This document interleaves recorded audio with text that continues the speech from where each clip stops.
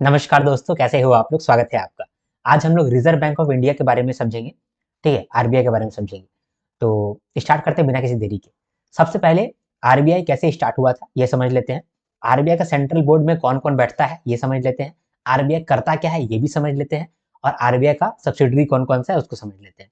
इसके बाद फिर समझेंगे कि आरबीआई के अंदर कितना डिपार्टमेंट है। टोटल 30 डिपार्टमेंट है, 30। आप कौन से डिपार्टमेंट में काम करेंगे, है ना? वो आप डिसाइड करिएगा। ठीक है, तो यहाँ पर 30 डिपार्टमेंट है, 30 डिपार्टमेंट के बारे में चीज़ों को थोड़ा-सा समझेंगे। इसके बाद फिर हम लोग आरबीआई क्या-क्या पब्लिकेशन करता है, इसको समझेंगे। बस, आज का हमारा एजेंडा यही है। स्टार्ट करते हैं। सबसे पहले हिल्टन यंग कमीशन ने ये रिकमेंड किया था आरबीआई का एस्टेब्लिशमेंट। तो सबसे पहले 1926 में हिल्टन यंग कमीशन ने कहा था कि आरबीआई बनना चाहिए। इंडिया का एक सेंट्रल बैंक होना चाहिए, जो कि बैंकिंग सेक्टर को रेगुलेट करेगा। तो बैंकिंग सेक्टर के लिए रेगुलेटरी बॉडी पहली बार किसने रिकमेंड किया था? Hilton young commission. जवान था ना इसीलिए। हिल्टन यंग कमीशन, यंग था। हिल्टन यंग कमीशन ने 1926 में रिकमेंड किया आरबीआई का एस्टेब्लिशमेंट को। फिर 8 साल के बाद 1934 में आरबीआई एक्ट आया और फिर अगले साल ही फिर आरबीआई का ऑपरेशन चालू हो गया 1 अप्रैल से। तो then operation started on April 1, 1935। RBI का सेंट्रल ऑफिस पहले कोलकाता में था। यानी कि जब आरबीआई एक्ट हुआ, आरबीआई अपना काम चालू किया, तो कोलकाता में चालू किया 1935 में। तो 1 अप्रैल 1935 में कोलकाता में चालू हो गया और 2 साल के बाद फिर वो सेंट्रल ऑफिस था, वो बदल करके हो गया मुंबई, शिफ्ट हो गया 1937 में। तो अप्रैल 1 में पहले चालू हुआ, अप्रैल फूल बनाया, कोलकाता को गुस्सा आया। अगले 2 साल बाद हम लोग मुंबई में आ गए, ठीक है? तो फिर सेंट्रल ऑफिस जो है वो कोलकाता से मुंबई शिफ्ट हो गया 1937 में। सेंट्रल ऑफिस का मतलब क्या होता है? सेंट्रल ऑफिस का मतलब वो ऑफिस जहां पर आरबीआई गवर्नर बैठते हैं, ठीक है? आरबीआई गवर्नर बैठ करके डिसीजन लेते हैं, उसको हम लोग बोलते हैं सेंट्रल ऑफिस। तो सेंट्रल ऑफिस पहले कोलकाता में था, फिर वो मुंबई में आ गया 1937 में, ठीक है? तो 1926 में हिल्टन यंग कमीशन ने रिकमेंड किया कि आरबीआई बनना चाहिए। 8 साल के बाद 1934 में आरबीआई एक्ट बना, आरबीआई एक्ट 1934। फिर अगले साल 1 अप्रैल 1935 में आरबीआई का ऑपरेशन चालू हो गया, मतलब काम वाम चालू हो गया। कहां पर? कोलकाता में। फिर 2 साल के बाद यानी कि 1937 में कोलकाता में जो सेंट्रल ऑफिस था वो शिफ्ट होकर मुंबई हो गया, ठीक है? तो ये हमारा हो गया आरबीआई का बनना। आरबीआई इस तरह से बना। अब आरबीआई का प्रेम्बल क्या कहता है? प्रेम्बल का मतलब कि आरबीआई मेन क्या काम करना चाहता है और ये क्या काम करेगा, उसको हम लोग बोलते हैं प्रेम्बल। तो आरबीआई का प्रेम्बल में लिखा हुआ है कि दे विल इशू नोट्स, वो लोग नोट इशू करेगा, ठीक है? इसके बाद फिर रिजर्व्स रखेगा फॉर मॉनेटरी स्टेबिलिटी। क्यों? क्योंकि महंगाई ना आ जाए, प्राइस स्टेबिलिटी रहे, इन्फ्लेशन बहुत भी ना बढ़ जाए, इन्फ्लेशन पूरा कम भी ना रहे, एकदम रेंज में रहे। उतना ही इन्फ्लेशन रहे जो कि बेनिफिशियल है, जिस इन्फ्लेशन से हमारा ग्रोथ भी होगा और प्रॉब्लम भी नहीं होगा, डेवलपमेंट भी होगा। तो उतना ही हम लोगों को इन्फ्लेशन रखना है। तो उस इन्फ्लेशन को रखने के लिए हमें मॉनेटरी स्टेबिलिटी रखना पड़ेगा, मतलब कि मार्केट में मनी सप्लाई मेंटेन करके रखना पड़ेगा। तो वो मनी सप्लाई मेंटेन करने के लिए किसका जिम्मेदारी है? आरबीआई की जिम्मेदारी है। इसीलिए बोल रहा है कि आरबीआई नोट इशू करेगा, मॉनेटरी स्टेबिलिटी को ध्यान में रखेगा, प्राइस स्टेबिलिटी को ध्यान में रखेगा और इंक्लूसिव ग्रोथ को ध्यान में रखेगा। प्राइस स्टेबिलिटी का मतलब कि इन्फ्लेशन नहीं होने देगा, प्राइस को स्टेबल रखेगा, ठीक है? ऊपर नीचे प्राइस को नहीं होने देगा, स्टेबल रखेगा और इंक्लूसिव ग्रोथ करेगा। गरीब हो चाहे अमीर हो, सबका ग्रोथ होगा, ठीक है? तो इंक्लूसिव ग्रोथ कराएगा। तो आरबीआई का प्रेम्बल में आरबीआई ने कहा है कि वो लोग नोट इशू करेगा, मॉनेटरी स्टेबिलिटी देखेगा, प्राइस स्टेबिलिटी देखेगा और इंक्लूसिव ग्रोथ देखेगा, ठीक है? तो ये हमारा चीज समझ में आ गया। प्रेम्बल ये बताता है ना कि मेनली आरबीआई क्या करना चाहता है, उसका पर्पस क्या है, ठीक है? जैसे कि आप जन्म लिए तो आपका पर्पस क्या है? दुनिया को कुछ अच्छा चीज देना, दुनिया को सर्विस पहुंचाना, दुनिया में अपना एक नाम क्रिएट करना, अपने माता पिता को सेवा करना। तो ये आपका प्रेम्बल होगा। उसी तरीके से आरबीआई ऑर्गेनाइजेशन जब बना है तो उसका प्रेम्बल यही कहता है कि नोट इशू करेंगे, मॉनेटरी पॉलिसी बनाएंगे ताकि मॉनेटरी स्टेबिलिटी हो, मनी सप्लाई कंट्रोल में रहे, प्राइस स्टेबिलिटी हो यानी कि इन्फ्लेशन बढ़े ना, नहीं बहुत गिर जाए, कंट्रोल में रहे यानी कि प्राइस स्टेबल रहे, इंक्लूसिव ग्रोथ हो, गरीब अमीर मिडिल क्लास सब ग्रोथ करे, ठीक है? तो ये है प्रेम्बल उसका कहना। इसके बाद सेंट्रल बोर्ड का बात करते हैं। सेंट्रल बोर्ड क्या है? ठीक है, सेंट्रल बोर्ड क्या है? देखो, कोई भी कंपनी या फिर कोई भी ऑर्गेनाइजेशन को चलाने के लिए एक मैनेजर होता है, समझे? वो सारा डिसीजन लेता है कि इस कंपनी में ये काम हम लोग को करना चाहिए, ये काम नहीं करना चाहिए, ये रूल्स एंड रेगुलेशन बनाना चाहिए, है ना? तो हर एक कंपनी में एक बोर्ड ऑफ डायरेक्टर होता है, जो कि टॉप मैनेजमेंट होता है, वो लोग टॉप मैनेजर होता है। तो अगर एक डायरेक्टर रहेगा तो उसको बोलेंगे डायरेक्टर, लेकिन 5-6 डायरेक्टर रहेगा तो उसको बोलेंगे बोर्ड ऑफ डायरेक्टर्स। ठीक है, तो बोर्ड ऑफ डायरेक्टर जो होता है वो एक ऑर्गेनाइजेशन को चलाता है। आरबीआई को चलाने वाला जो ऑर्गेनाइजेशन है, नहीं, आरबीआई को चलाने वाला जो डायरेक्टर्स है उसको हम लोग बोलते हैं सेंट्रल बोर्ड ऑफ डायरेक्टर्स। ठीक है, central board of directors. RBI के सबसे ऊपर में जो बोर्ड ऑफ डायरेक्टर है, जो कि आरबीआई को चलाता है, आरबीआई का जो भी काम है उसको कंडक्ट कराता है, तो उसको हम लोग बोलते हैं central board of directors. Short में इसको बोलते हैं सेंट्रल बोर्ड।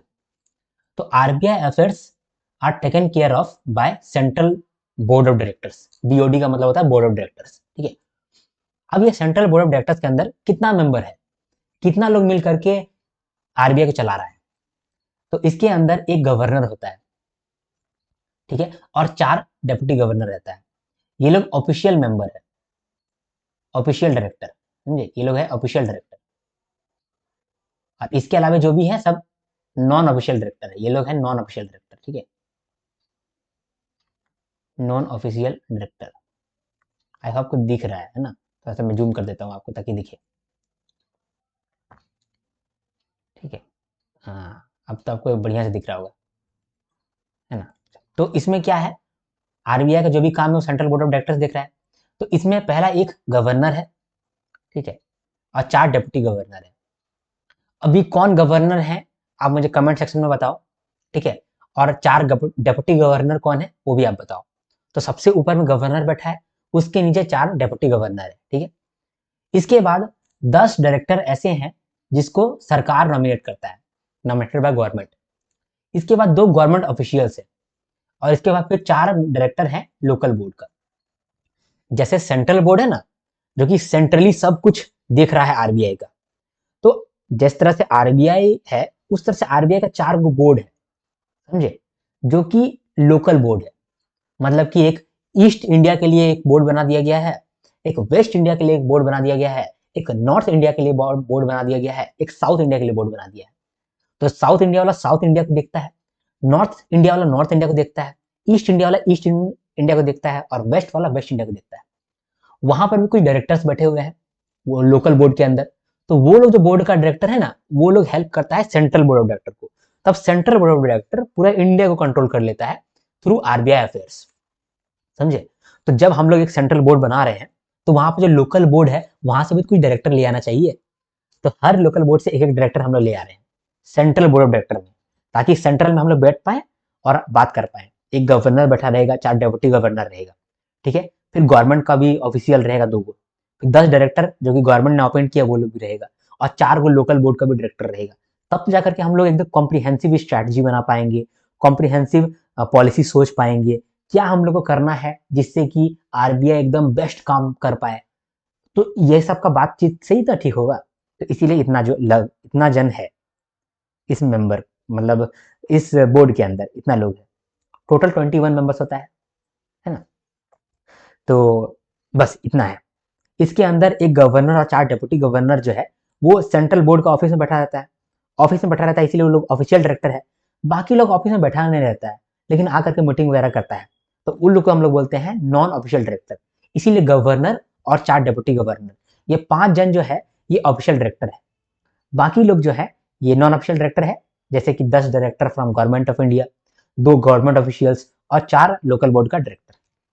ठीक है, ये लोग जो है ना, ये लोग हर 4 साल में रीअपॉइंट होता है। ओके, हर 4 साल में रीअपॉइंट होता है। ये जो लोकल बोर्ड है ना, ये लोकल बोर्ड में भी जो डायरेक्टर लोग हैं ये लोग भी हर 4 साल में अपॉइंट होता है, रीअपॉइंट होता है। कौन करता है रीअपॉइंट? गवर्नमेंट ऑफ इंडिया करता है। Okay, done. चलो, तो ये आपको क्लैरिटी मिल गया सेंट्रल बोर्ड का। अब देखिए सेंट्रल बोर्ड के नीचे भी ना एक कमेटी बनाया गया है, इसको बोलते हैं board of financial supervision. Board of director क्या करेगा? ये लोग बातचीत करेगा, कोई डिसीजन लेना तो उसको बात करेगा, कुछ स्ट्रैटेजी बनाना तो उसको बात करेगा। इन फ्यूचर में हम लोगों को किस तरीके से इंडिया को डेवलप करना है, इंडिया को मॉनेटरी पावर बनाना है, तो उस पर लेकर के लोग बात करता है सेंट्रल बोर्ड। सेंट्रल बोर्ड ने मिलकर के एक कमेटी बनाया है जो कि फाइनेंशियल सेक्टर को सुपरवाइज करता है, देखते रहता है कि कौन गलती कर रहा है, कौन सही कर रहा है, कौन गलती कर रहा है, कौन सही कर रहा है। उस बोर्ड को हम लोग बोलते हैं board of financial supervision, short में BFS। ये जो बोर्ड ऑफ फाइनेंशियल सुपरविजन ये क्या है? It is a committee of central board. ठीक है, इसका पर्पस क्या है? Integrated supervision of banks, financial institutions and non bank financial intermediates. मतलब कि फाइनेंशियल सेक्टर में जो भी ऑर्गेनाइजेशन है उसका सुपरविजन करना। इस कमेटी का नाम है बोर्ड ऑफ फाइनेंशियल सुपरविजन। किसका कमेटी है? सेंट्रल बोर्ड का। ठीक है, तो ये भी हम लोगों ने समझा। तो हम लोग क्या क्या देख लिए यहाँ पर? पहले तो ये देख लिए कि आरबीआई बना कैसे। इसके बाद जब आरबीआई बन गया तो सेंट्रल बोर्ड क्या है आरबीआई का, और सेंट्रल बोर्ड में कितना मेंबर होता है, कैसे मेंबर होता है, कितना दिन के लिए ये लोग अपॉइंट होता है। ठीक है, तो ये हमारा सेंट्रल बोर्ड हो गया। अब हम लोग देखते हैं कि आरबीआई करता क्या है, what are the functions of RBI. ठीक है, what are the functions of RBI. सबसे पहले आरबीआई एक मॉनेटरी अथॉरिटी है। मॉनेटरी अथॉरिटी का मतलब कि जो मॉनेटरी पॉलिसी होता है ना, उसको आरबीआई बनाता है, उसको इंप्लीमेंट करता है, फिर उसको मॉनिटर भी करता है। तो मॉनेटरी पॉलिसी को बनाने वाला, इंप्लीमेंट करने वाला और मॉनिटर करने वाले को हम लोग बोलते हैं मॉनेटरी अथॉरिटी। तो इंडिया का जो मॉनेटरी अथॉरिटी है, जो इंडिया के लिए मॉनेटरी पॉलिसी बनाता है, वो है आरबीआई। इसीलिए आरबीआई का मेन फंक्शन जो है वो मॉनेटरी पॉलिसी बनाना है, उसको फॉर्मुलेट करना है, उसको इंप्लीमेंट करना है। मॉनेटरी पॉलिसी क्या होता है? ये एक ऐसा प्लान है, पॉलिसी मतलब प्लान होता है, ये एक ऐसा प्लान है जो कि डिसाइड करता है कि मार्केट में मनी कितना रहना चाहिए, मनी सप्लाई कितना रहना चाहिए। मनी सप्लाई अगर एडिक्वेट अमाउंट में है तब जाकर के ही इन्फ्लेशन अंडर कंट्रोल होगा। अगर मनी सप्लाई पूरा बढ़ जाएगा मार्केट के अंदर तो इन्फ्लेशन बढ़ जाएगा, मनी सप्लाई अगर पूरा गिर जाएगा तो इन्फ्लेशन पूरा गिर जाएगा। हम लोग को तो इन्फ्लेशन कंट्रोल में रखना है, तो मनी सप्लाई को एडिक्वेट अमाउंट में रखना होगा, ना ज्यादा ना कम। ये काम करने का पावर किसको दिया गया है? ये आरबीआई को दिया गया है। तो आरबीआई को अगर ये काम करने का पावर दिया गया है तो सबसे बड़ा फंक्शन तो यही हो गया कि it is a monetary authority. ठीक है, तो ये एक पहला काम हो गया मॉनेटरी अथॉरिटी। दूसरा क्या काम क्या है? Manager of foreign exchange. देखो दोस्त, फॉरेन एक्सचेंज बहुत इंपॉर्टेंट खेल है। ठीक है, फॉरेन एक्सचेंज का मतलब होता है कि बाहर का करेंसी हमारे पास है कि नहीं। क्योंकि अगर कोई दूसरा देश से हम लोग को कोई सामान खरीदना होगा तो हम लोग को पेमेंट उसी का करेंसी में करना पड़ेगा। अगर मान लो कि हम लोग यूएसए से एक मशीन खरीदना चाहते हैं, वो मशीन से कपड़ा बनता है, वही मशीन से मोबाइल बनता है, वही मशीन से लैपटॉप बनता है, और हम लोग को मोबाइल लैपटॉप का बहुत जरूरत है। बिना मोबाइल बिना लैपटॉप का तो हम लोग ग्रोथ नहीं कर सकते हैं पूरा दुनिया भर में, विश्व भर में। तो हम लोग क्या करेंगे? वो मशीन को बुलाएंगे, मंगाएंगे। कहाँ से? यूएसए से। यूएसए बोलेगा कि देखो भाई, हमारे यहाँ जो भी आदमी लोग हैं ये सामान तुमको बेचेगा, लेकिन यूएसए का डॉलर में तुमको पेमेंट करना पड़ेगा। तो आरबीआई बोलेगा कि यार यूएसए का पैसा तो मेरे पास है ही नहीं, डॉलर तो है ही नहीं है। तो अगर डॉलर होगा ही नहीं तो कभी भी हम लोग यूएसए से कोई सामान खरीद नहीं पाएंगे। फॉर एग्जाम्पल, हम लोग में, हमारा देश में भुखमरी हो गया है, लोगों के पास पैसा ही नहीं है, खाना भी नहीं है, तो लोग चाहता है कि कुछ खाए। तो सरकार बोल रहा है कि ठीक है, यूएसए में खाना है, यूएसए से खाना मंगा लो।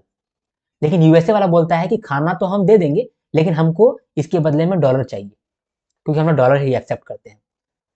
जैसे हम लोग यहाँ इंडिया में रुपी एक्सेप्ट करते हैं, वैसे यूएसए में आदमी लोग डॉलर एक्सेप्ट करता है। तो वहां से अगर कुछ खरीदना चाहेंगे तो डॉलर पेमेंट करना पड़ेगा, लेकिन डॉलर तो अपने पास है ही नहीं।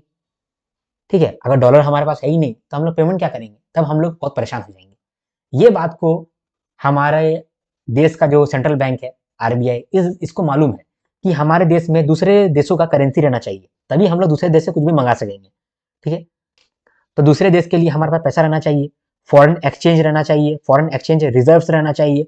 तो इसको मेंटेन करने के लिए आरबीआई जो है वो काम करता है, कितना फॉरेन एक्सचेंज रहना चाहिए। ठीक है, कोई हमारे देश से सामान बेच रहा है, ठीक है, तो कितना बेच रहा है, कितना खरीद रहा है, उसमें फॉरेन एक्सचेंज कितना ये हो रहा है, चेंज हो रहा है, ये सब चीज का कौन देखरेख करता है? आरबीआई देखरेख करता है। आरबीआई को ये पावर किसके द्वारा मिला गया है?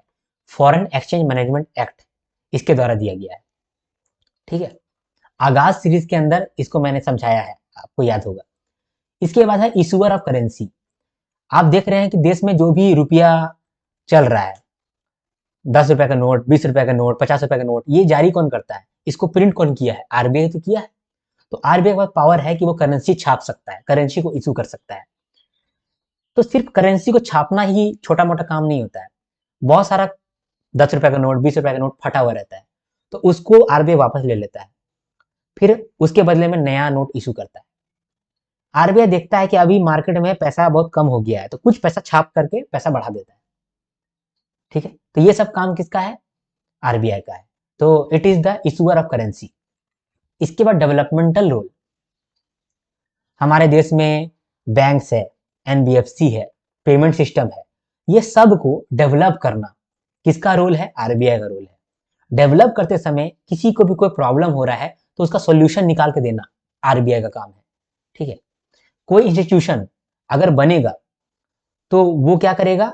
वो फाइनेंशियल इंक्लूजन करेगा या फिर लोगों को फाइनेंस के बारे में समझाएगा, तो उस तरह के इंस्टीट्यूशन को फंड देना, उस तरह के इंस्टीट्यूशन को डेवलप करना, ये भी आरबीआई का काम है। ठीक है, banker to the government, government of India का बैंक आरबीआई है। तो गवर्नमेंट ऑफ इंडिया अगर पब्लिक डेट उठाता है, यानी कि किसी से लोन ले रहा है, तो वो लोन लेने का काम आरबीआई देखता है, लोन को चुकता करने का काम आरबीआई देखता है।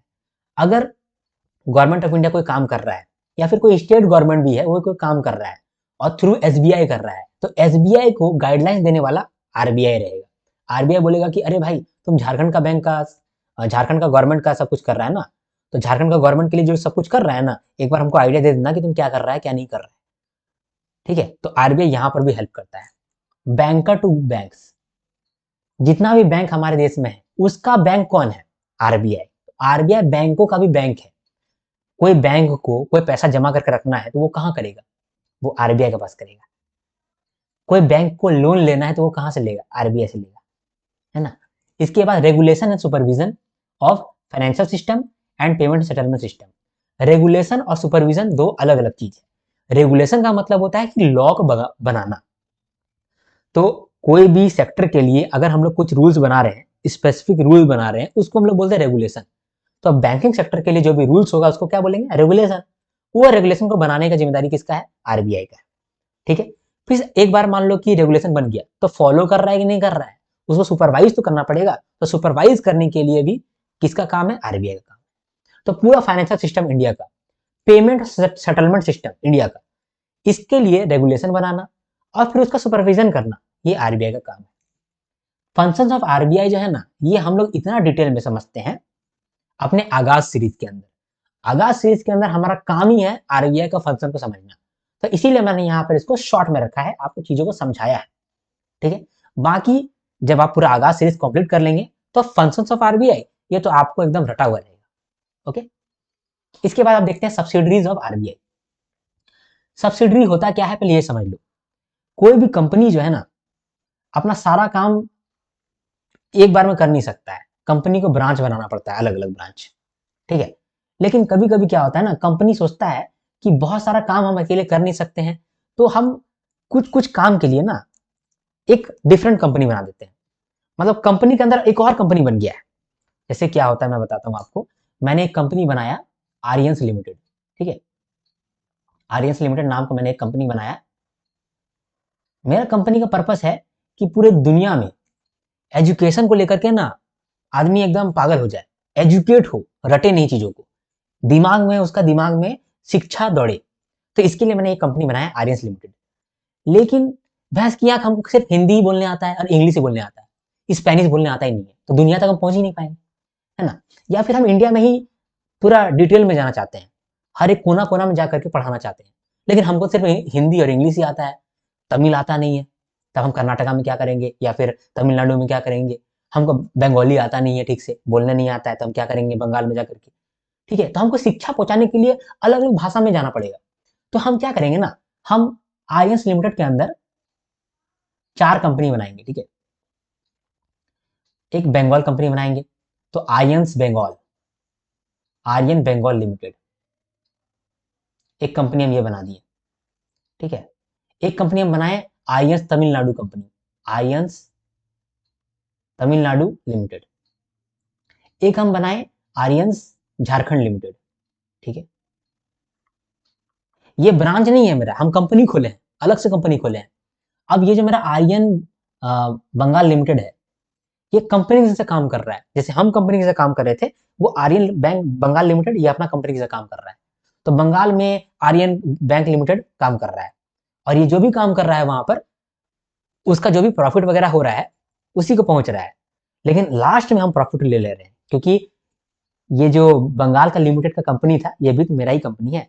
तो मेरे कंपनी ने 4 कंपनी और बनाया है, और वो 4 कंपनी 4 काम कर रहा है अपना अपना, लेकिन सारा का प्रॉफिट मेरे पास आ रहा है, क्योंकि सारा कंपनी का मालिक आर्यंस लिमिटेड है। तो ये जो हम कंपनी बनाए हैं ना, इसको हम लोग बोलते हैं सब्सिडरी कंपनी, और हम हो गए पेरेंट कंपनी। तो जो ऊपर में है ये पेरेंट कंपनी हो गया, और ये सब हो गया सब्सिडरी कंपनी। सिंपल वे में आप समझ लीजिए कि पेरेंट कंपनी मतलब पप्पा कंपनी, सब्सिडरी कंपनी मतलब कि बेटा कंपनी। तो सब्सिडरी का मतलब होता है बेटा, ठीक है। आप देखे होंगे कि पप्पा कंपनी है टाटा टाटा टाटा एंड सन्स, ये क्या है, ये है पप्पा कंपनी। इसके अंदर बहुत सारा कंपनी है, टीसीएस, टाटा मोटर्स, ठीक है। इसके बाद एक वो अभी आया है टाटा ELXI, ठीक है, और बहुत सारा company, Tata motor, Tata steel. Tata steel का अपना काम है, उसका अपना प्रॉफिट है, उसका अपना बोर्ड ऑफ डायरेक्टर है। टाटा मोटर्स का भी अपना कंपनी है, वो अपना ग्रोथ देख रहा है, सब कुछ देख रहा है, लेकिन अल्टीमेटली सबका बाप कौन है, टाटा एंड सन्स, समझे। तो इसको बोलते हैं सब्सिडरी। तो आरबीआई जो है ना, आरबीआई में भी बहुत सारा काम था, आरबीआई सोचा कि सारा काम हम लोग नहीं कर सकते हैं, तो आरबीआई के अंदर भी 4-5 कंपनी बना दो। कंपनी का मालिक ये कंपनी रहेगा, यानी कि आरबीआई रहेगा, लेकिन ये जो भी कंपनी रहेगा ये अपना काम कर रहा होगा, और ये किसको हेल्प कर रहा होगा, या तो जनता को हेल्प करेगा या तो आरबीआई को हेल्प करेगा। सब्सिडरी दोनों काम कर सकता है, ठीक है। एक और एग्जांपल लें, जैसे कि मान लो कि आ, मैं आपको पढ़ा रहा हूँ, ठीक है, तो मैंने एक कंपनी बनाया है आर्यंस लिमिटेड, और मैं आप लोग को पढ़ाता हूँ, लेकिन है ना हमको मार्केटिंग के लिए भी काम रहता है। तो मार्केटिंग के लिए मैंने अलग से एक कंपनी बनाया है, उसका नाम है युंगशु कंपनी, ठीक है, युंगशु कंपनी। ये क्या करता है, ये कंपनी मेरा ही है, लेकिन ये सिर्फ मेरा मार्केटिंग का काम करता है, ठीक है। या फिर दूसरा एक कंपनी और बनाया है, ठीक है, उसका नाम है ट्विंसू, ट्विंसू कंपनी, ठीक है। ये क्या करता है, ये सिर्फ मेरा एड चलाता है, ठीक है। तो ये एक कंपनी हो गया, तो ये दोनों मेरे सब्सिडरी कंपनी है। उसी तरीके से आरबीआई ने भी अपना बेटा कंपनी बनाया है। तो 5 बेटा कंपनी है। पहला है DICGC, BRBNPL, ये दूसरा, तीसरा है रेबिट, चौथा है इफ्टास, और पांचवा है RBIH। सब एक करके हम लोग समझते हैं, ठीक है। अब आरबीआई को बहुत बड़ा काम करना है, इतना बड़ा काम करने के लिए वो इनफ नहीं होगा, और वो अगर बोलेगा सारा काम हम अकेले कर लेंगे तो वो कर भी नहीं पाएगा, इसीलिए आरबीआई ने 5 सब्सिडरी कंपनी बनाया है। पहला है DICGC, इसका अगर फुल फॉर्म आप देखोगे तो इसका नाम है deposit insurance and credit guarantee corporation, deposit insurance and credit guarantee corporation, ठीक है। इसका क्या काम है, it insures principal and interest up to 5 lakh for cooperative banks, commercial banks including foreign branches of foreign banks operating in India, local area banks and RRBs।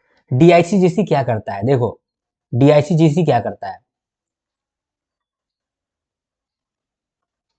India में जो भी बंदा बैंक में पैसा रखा है, ठीक है, उसको कहां से ये चीज पावर मिल रहा है कि हाँ मेरा पैसा सेफ है, आरबीआई के थ्रू। आरबीआई ये कहता है कि आप टेंशन मत लो, आप बैंक में पैसा दो, हम है ना, आपका पैसा कहीं नहीं जाएगा, हम है ना। तो ये आरबीआई जो बोल रहा है हम है ना, आप लोग टेंशन मत लो, हम है ना, ये कैसे बोल पा रहा है।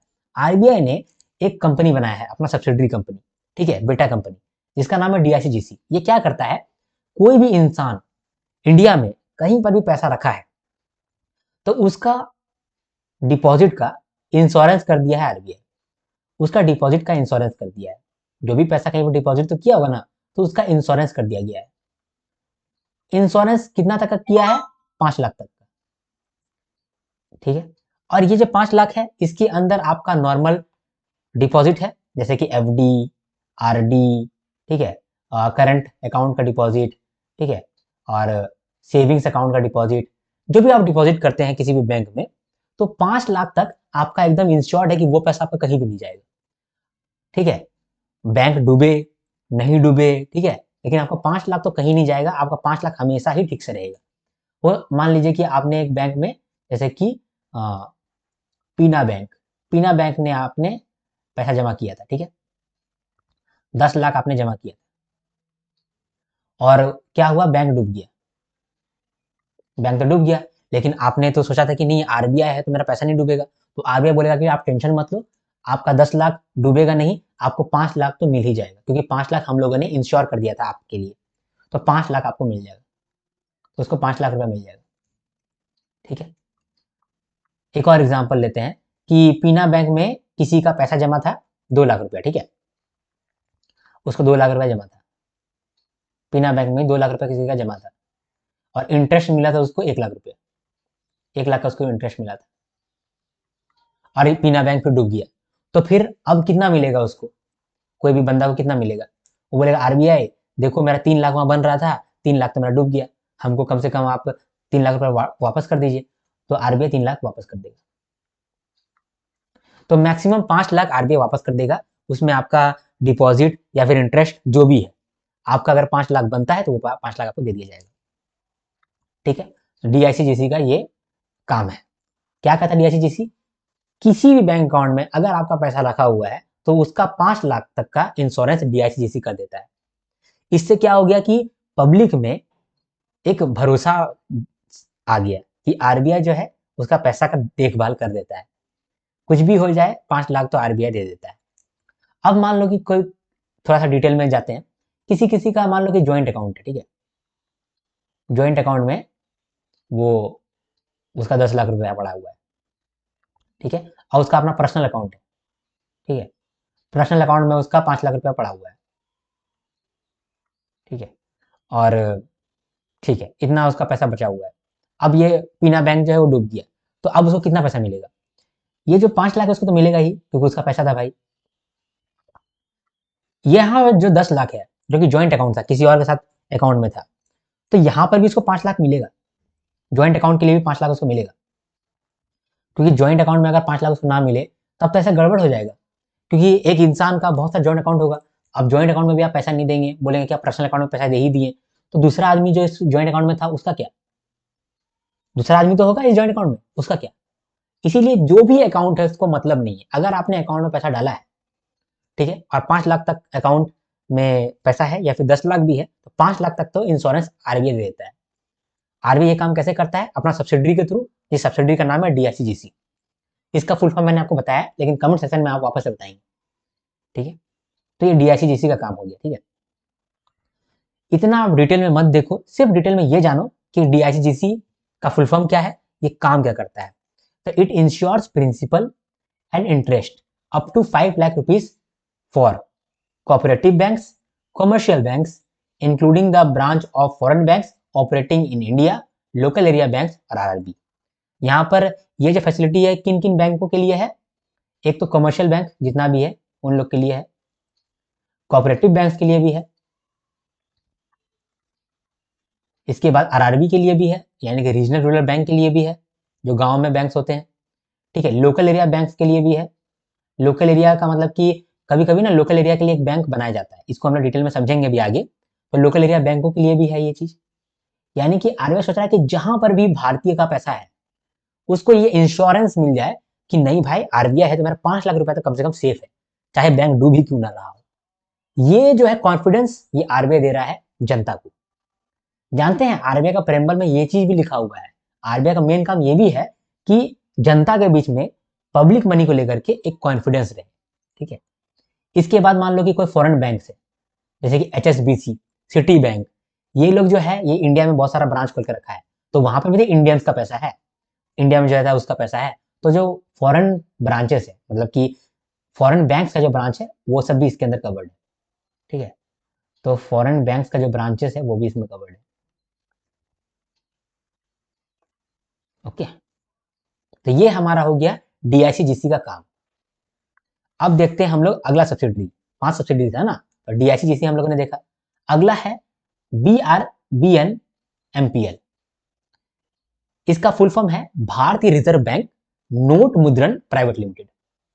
भारतीय रिजर्व बैंक नोट मुद्रण प्राइवेट लिमिटेड। भारतीय रिजर्व बैंक मतलब कि Indian reserve bank, reserve bank of India. Note मुद्रण मतलब कि नोट मुद्रण, नोट को छापना, प्राइवेट लिमिटेड। तो ये जो कंपनी है भारतीय रिजर्व बैंक नोट मुद्रण प्राइवेट लिमिटेड, ये क्या करता होगा? ये बैंक नोट छापता होगा। अब आरबीआई का सेंट्रल ऑफिस में तो ऐसा नहीं होगा ना कि अरे फर्स्ट फ्लोर में नोट छपाई हो रहा है, सेकंड फ्लोर में डिपॉजिट इंश्योरेंस का काम हो रहा है, ऐसा तो नहीं होगा। इसीलिए इसके लिए अलग कंपनी बना दिया गया है जहां पर से नोट्स छपा जाएगा। तो BRBNPL ये क्या करता है, ये डिमांड और सप्लाई को देखता है फॉर बैंक नोट, कि बैंक नोट कितना छपना चाहिए, बैंक नोट कितना खराब हो गया है, उसको लेकर क्या उसको साफ सुफ करो या फिर उसको खराब करो। ये काम करता है BRBNPL। इसके बाद है ReBIT, reserve bank information technology company. ReBIT मतलब reserve bank information technology, reserve bank IT, reserve bank IT company. IT company क्या करता है, आईटी का सारा जो भी काम रहता है वो करता है। तो आरबीआई ने रेबिट बनाया है ताकि आरबीआई के लिए रेबिट जो है वो साइबर सिक्योरिटी को देखते रहे।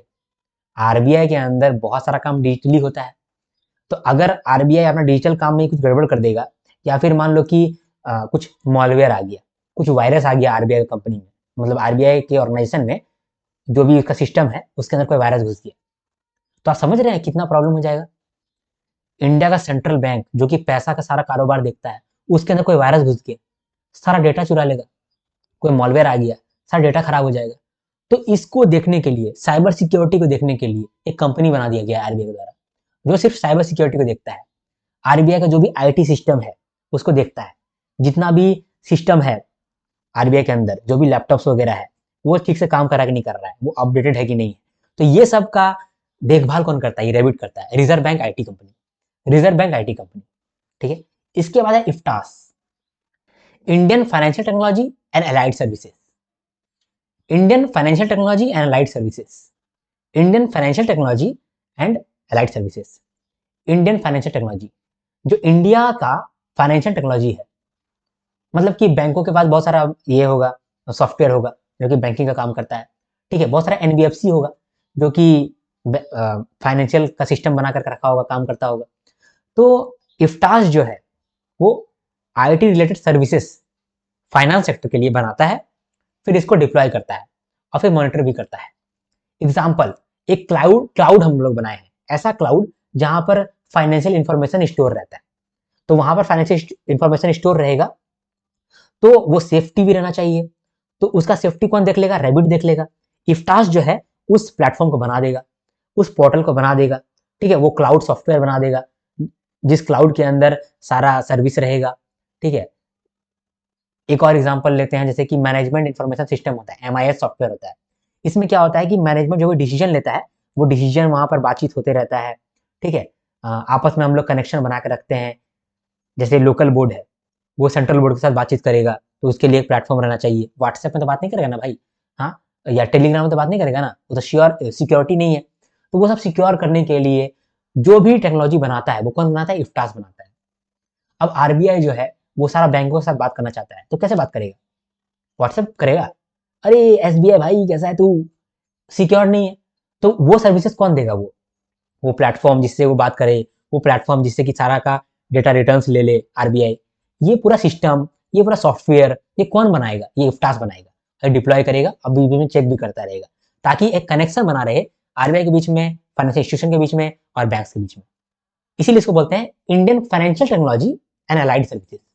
फाइनेंशियल टेक्नोलॉजी को लेकर के जितना भी काम होता है वो सब कौन देखता है, इफ्टास देखता है। रेविट क्या देख रहा था, आरबीआई का जो भी साइबर सिक्योरिटी है, जो भी सिस्टम्स है, उसको देख रहा था कि वो सिक्योर रहे और अच्छा से काम करता रहे, कोई प्रॉब्लम ना आए, मॉलवेयर ना आए, ये सब काम करता है। फिर है आरबीआईएच। ये आरबीआईएच क्या है, रिजर्व बैंक इनोवेशन हब। अब देखो, रिजर्व बैंक फाइनेंशियल सेक्टर है और कोई भी सेक्टर को डेवलपमेंट करने के लिए वहां पर एफिशिएंसी चाहिए और इनोवेशन चाहिए। एफिशिएंसी से क्या होता है कि सब अगर एफिशिएंट है तो प्रोडक्टिविटी होता है, काम जल्दी बढ़ता है। दूसरा, इनोवेशन होना चाहिए, इनोवेशन होगा तो नया नया टेक्नोलॉजी लेकर के आया जाएगा, तब जाकर के वो सेक्टर ग्रो करेगा, नहीं तो वो सेक्टर पुराना जमाना का हो जाएगा। ठीक है, तो वो कोई भी सेक्टर को ग्रो करने के लिए वहाँ इनोवेशन होते रहना चाहिए। तो जैसे आप देखते हैं यूपीआई लाइट आया है, यूपीआई आया है, कोई कार्ड से पेमेंट कर दे रहा है।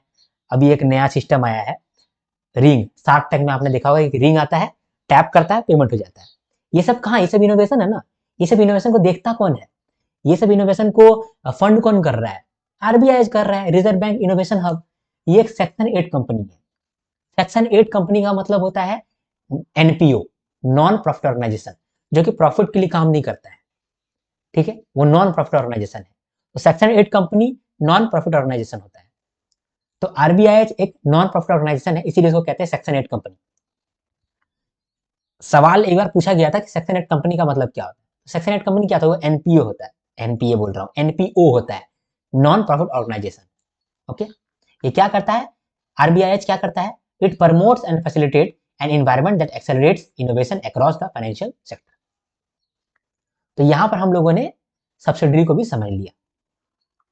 ओके, अब हम लोग देखते हैं डिपार्टमेंट्स ऑफ आरबीआई। आरबीआई के अंदर 30 डिपार्टमेंट है, 30 डिपार्टमेंट को हम लोग समझते हैं, ठीक है। सबसे पहला है consumer education and protection department.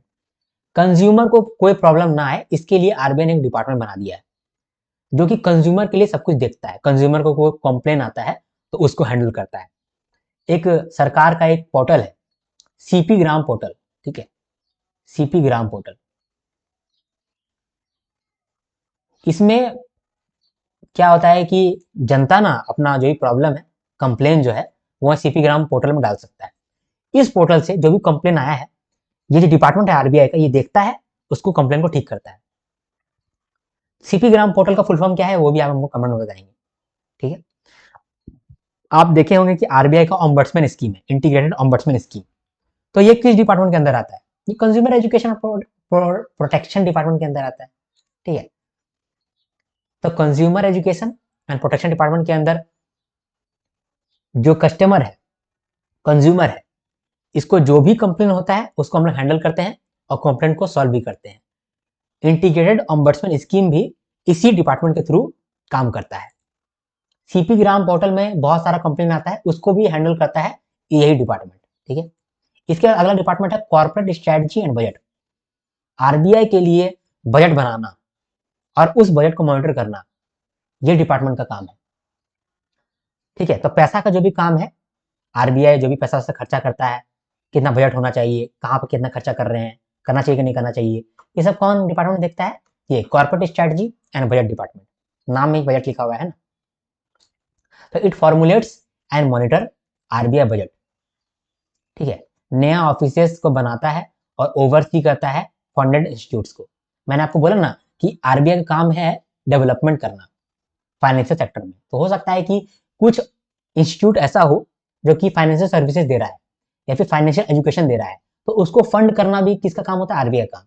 कैसे काम करता है, कौन सा डिपार्टमेंट करता है? ये corporate strategy and budget department. इसके बाद अगला डिपार्टमेंट है डिपार्टमेंट ऑफ कम्युनिकेशन। ये डिपार्टमेंट कम्युनिकेट करता है किसके साथ? जनता के साथ। कैसे? प्रेस रिलीज, ठीक है, स्पीच देता है, प्रेस कॉन्फ्रेंस होता है, तो ये डिपार्टमेंट करता है। इसके बाद डिपार्टमेंट ऑफ करेंसी मैनेजमेंट। ये डिपार्टमेंट करेंसी को मैनेज करता है। करेंसी को लेकर के बहुत सारा काम होता है। करेंसी नोट छापना, बहुत सारा क्या होता है कि नकली नोट फैल जाता है, तो नकली नोट को देखते रहना कि कहीं नकली नोट तो नहीं कहीं फैल रहा है। ये किसका काम है? इसी डिपार्टमेंट का काम है, डिपार्टमेंट ऑफ करेंसी मैनेजमेंट, ठीक है। तो इसमें क्या क्या काम है? Currency note related work, like counterfeit prevention, कहीं पर जाली नोट ना हो जाए उसको प्रिवेंट करना। करेंसी चेस्ट मॉनिटरिंग, ये भी करना। करेंसी चेस्ट का मतलब होता है जहां पर करेंसी रहता है, ठीक है, तो उसको भी मॉनिटर करना। इसके बाद अगला डिपार्टमेंट है department of economic and policy research, DEPR. जैसे आरबीआई ग्रेड बी जनरल होता है, आरबीआई ग्रेड बी डीईपीआर भी तो होता है। डीईपीआर क्या करता है? यह है department of economic and policy research.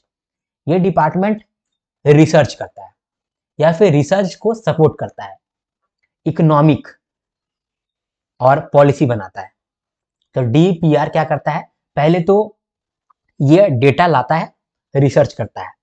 अगर कोई इंस्टीट्यूट रिसर्च कर रहा है तो इसको फंड भी करता है। रिसर्च के लिए किसी को पैसा चाहिए, उसका पैसा कौन देता है? ये department of economic and policy research. आप देखे होंगे RBI annual report, RBI report on trends and progress of banking in India, ये सब कौन जारी करता है? यही जारी करता है, department of economic and policy research. इसके बाद ये बहुत इसेंशियल रिसर्च इनपुट भी देता है। आरबीआई एनुअल रिपोर्ट देगा तो वहां बहुत सारा डेटा रहता है, वो डेटा कौन देता है? यही तो देता है, डीपीआर, ठीक है। MIS, management information system services, ये भी डीपीआर देता है।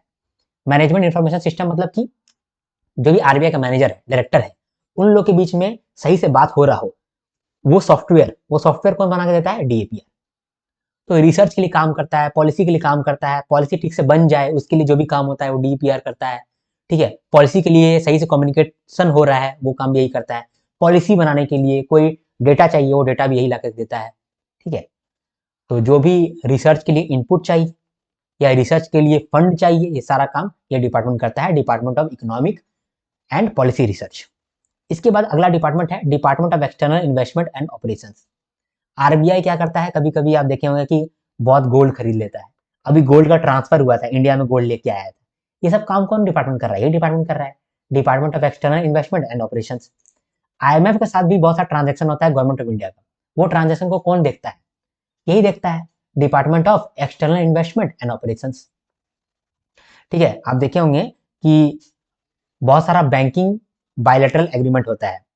रसिया के साथ हम लोग बैंकिंग एग्रीमेंट कर लिए हैं, वो एग्रीमेंट कौन देखता है? यही देखता है, external investment and operation department. ठीक है, तो it manages RBI investment of gold and currency. इसके बाद it manages transaction of government including with IMF. IMF से कोई भी ट्रांजैक्शन गवर्नमेंट कर रहा है तो वो कौन डिपार्टमेंट देखता है? यही डिपार्टमेंट देखता है, department of external investment and operations. अगला डिपार्टमेंट है department of government and bank account. Government का जो बैंक अकाउंट होता है वो कहाँ बनता है? आरबीआई में बनता है, आरबीआई में रहता है। बाकी बैंक का जो बैंक अकाउंट होता है वो कहाँ रहता है? यही आरबीआई के अंदर रहता है। तो वो सब बैंक अकाउंट को देखते रहना या फिर उससे ट्रांजेक्शन करवाना, ये कौन करता है? ये department of government and bank account करता है। स्टेट गवर्नमेंट का ना, कभी कभी स्टेट गवर्नमेंट जो भी काम कर रहा होता है एसबीआई के थ्रू कर रहा होता है, पीएनबी के थ्रू कर रहा होता है। तो वो एसबीआई को देखना, पीएनबी को देखना कि वो लोग सही से कर रहा है कि नहीं कर रहा है, वो भी काम आरबीआई करता है। देखो, सेंट्रल गवर्नमेंट या स्टेट गवर्नमेंट, इसका बैंकर कौन है? इसका बैंक कौन है? आरबीआई है। लेकिन आरबीआई कभी कभी ना एक एजेंसी बैंक अपॉइंट करता है जो कि आरबीआई के बिहाफ में उस सेंट्रल गवर्नमेंट का सारा काम करता है। फॉर एग्जाम्पल यहाँ झारखंड है, झारखंड में अभी मैया सम्मान योजना आया है। इसमें क्या होता है कि जो महिला है उन लोगों को 2500 रुपया हर मंथ मिल रहा है। तो ये काम हमेशा आरबीआई करने नहीं बैठेगा, तो आरबीआई ने एक बैंक को अपॉइंट कर दिया है जिसको बोलते हैं एजेंसी बैंक। एसबीआई को कर सकता है या फिर पीएनबी को कर सकता है या कैनरा बैंक को कर सकता है। तो कोई बैंक को अपॉइंट कर दिया है कि देखो भाई, झारखंड का जो गवर्नमेंट है ना, वो जो भी काम करवा रहा है तुम कर दो, ठीक है, और हम देखते रहेंगे तुमको कि तुम सही से कर रहा है कि नहीं कर रहा है। तो वो एजेंसी बैंक होता है। तो वो एजेंसी बैंक को अपॉइंट करना, एजेंसी बैंक को देखते रहना, ये किसका काम है? इसी डिपार्टमेंट का काम है, department of government and bank accounts. ठीक है, तो ये डिपार्टमेंट क्या करता है? मेंटेन करता है principal deposit account of central government and state government.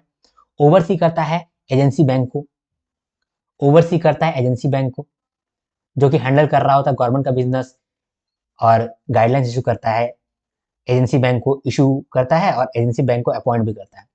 फिर बैंकर टू बैंक्स, जो भी बैंकर है मतलब जो भी बैंक्स है, वो जो भी बैंक्स है वो सब कोई सीआरआर कहाँ मेंटेन करता है? आरबीआई में।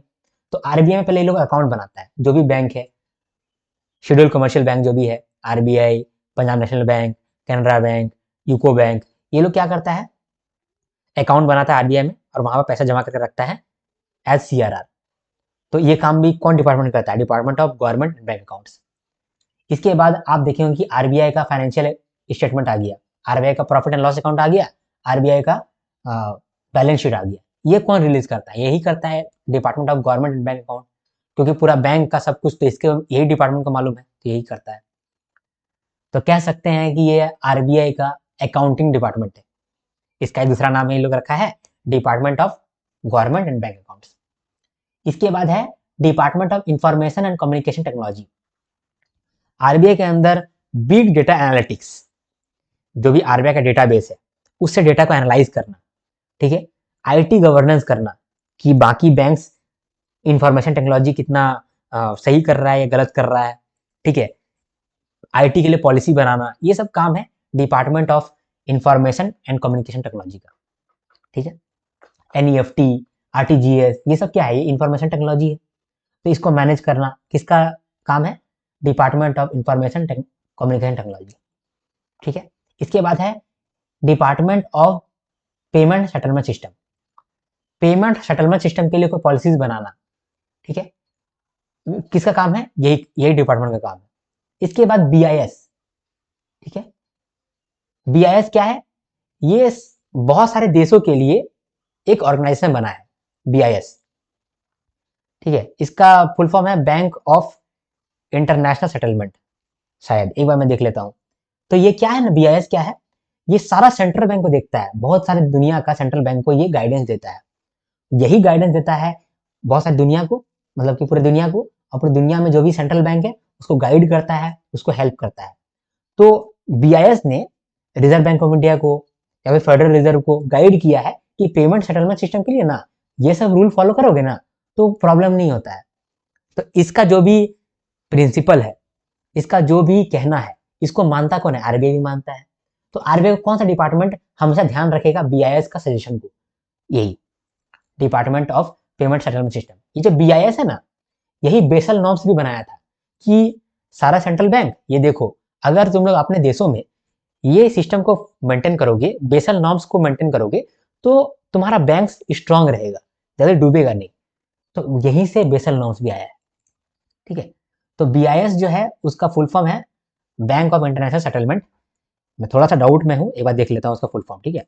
बीआईएस का फुल फॉर्म क्या है, आई गेस मैंने सही ही बोला है, लेकिन फिर भी मैं देख लेता हूं एक बार। हाँ ये सही है, बैंक फॉर इंटरनेशनल सेटलमेंट, ठीक है। अब है डिपार्टमेंट ऑफ रेगुलेशन। आपको मालूम है 2024 में ये वाला सवाल पूछा था कि डिपार्टमेंट ऑफ रेगुलेशन के अंदर कौन कौन सा ऑर्गेनाइजेशन आता है। सबसे पहले कि ये जो डिपार्टमेंट है ये है किसका, रेगुलेशन का डिपार्टमेंट है। रेगुलेशन का मतलब कि हम लोग रूल्स बनाते हैं। तो सेक्टर में ये जो डिपार्टमेंट है, ये डिपार्टमेंट किसके लिए किस रूल्स बनाता होगा, क्योंकि डिपार्टमेंट ऑफ रेगुलेशन है। डिपार्टमेंट ऑफ रेगुलेशन का मतलब कि ऐसा डिपार्टमेंट जो कि रूल्स एंड रेगुलेशन बनाता होगा।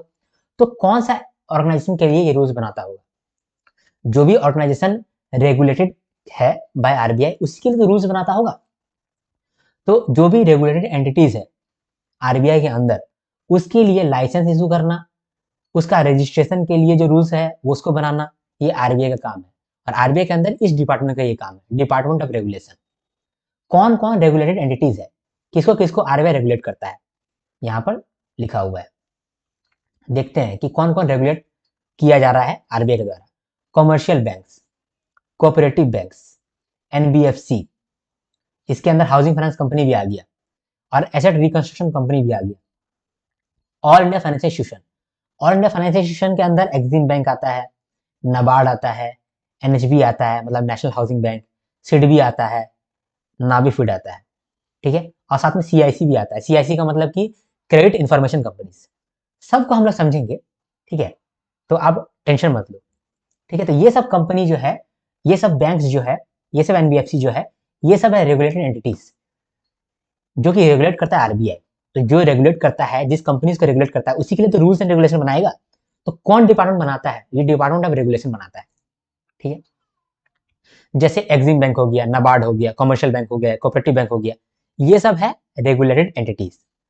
अगर ये जो एंटिटी है, ये अगर आगे सब्सिडरी बनाना चाहता है, अपना बच्चा कंपनी बनाना चाहता है, अपना बेटा कंपनी बनाना चाहता है, तो वो जो बेटा कंपनी है बनाने के लिए उसको कहीं से अप्रूवल लेना पड़ेगा। तो वो अप्रूवल भी कौन देगा, ये आरबीआई का यही डिपार्टमेंट देगा। तो authorisation and approval of setting subsidiaries, ठीक है। फिर पॉलिसी बनाना, उसको कोऑर्डिनेट करवाना, ये भी इसी डिपार्टमेंट का काम है। ये इनोवेशन और डेवलपमेंट प्रमोट करता है, ठीक है। आगे बढ़ते हैं।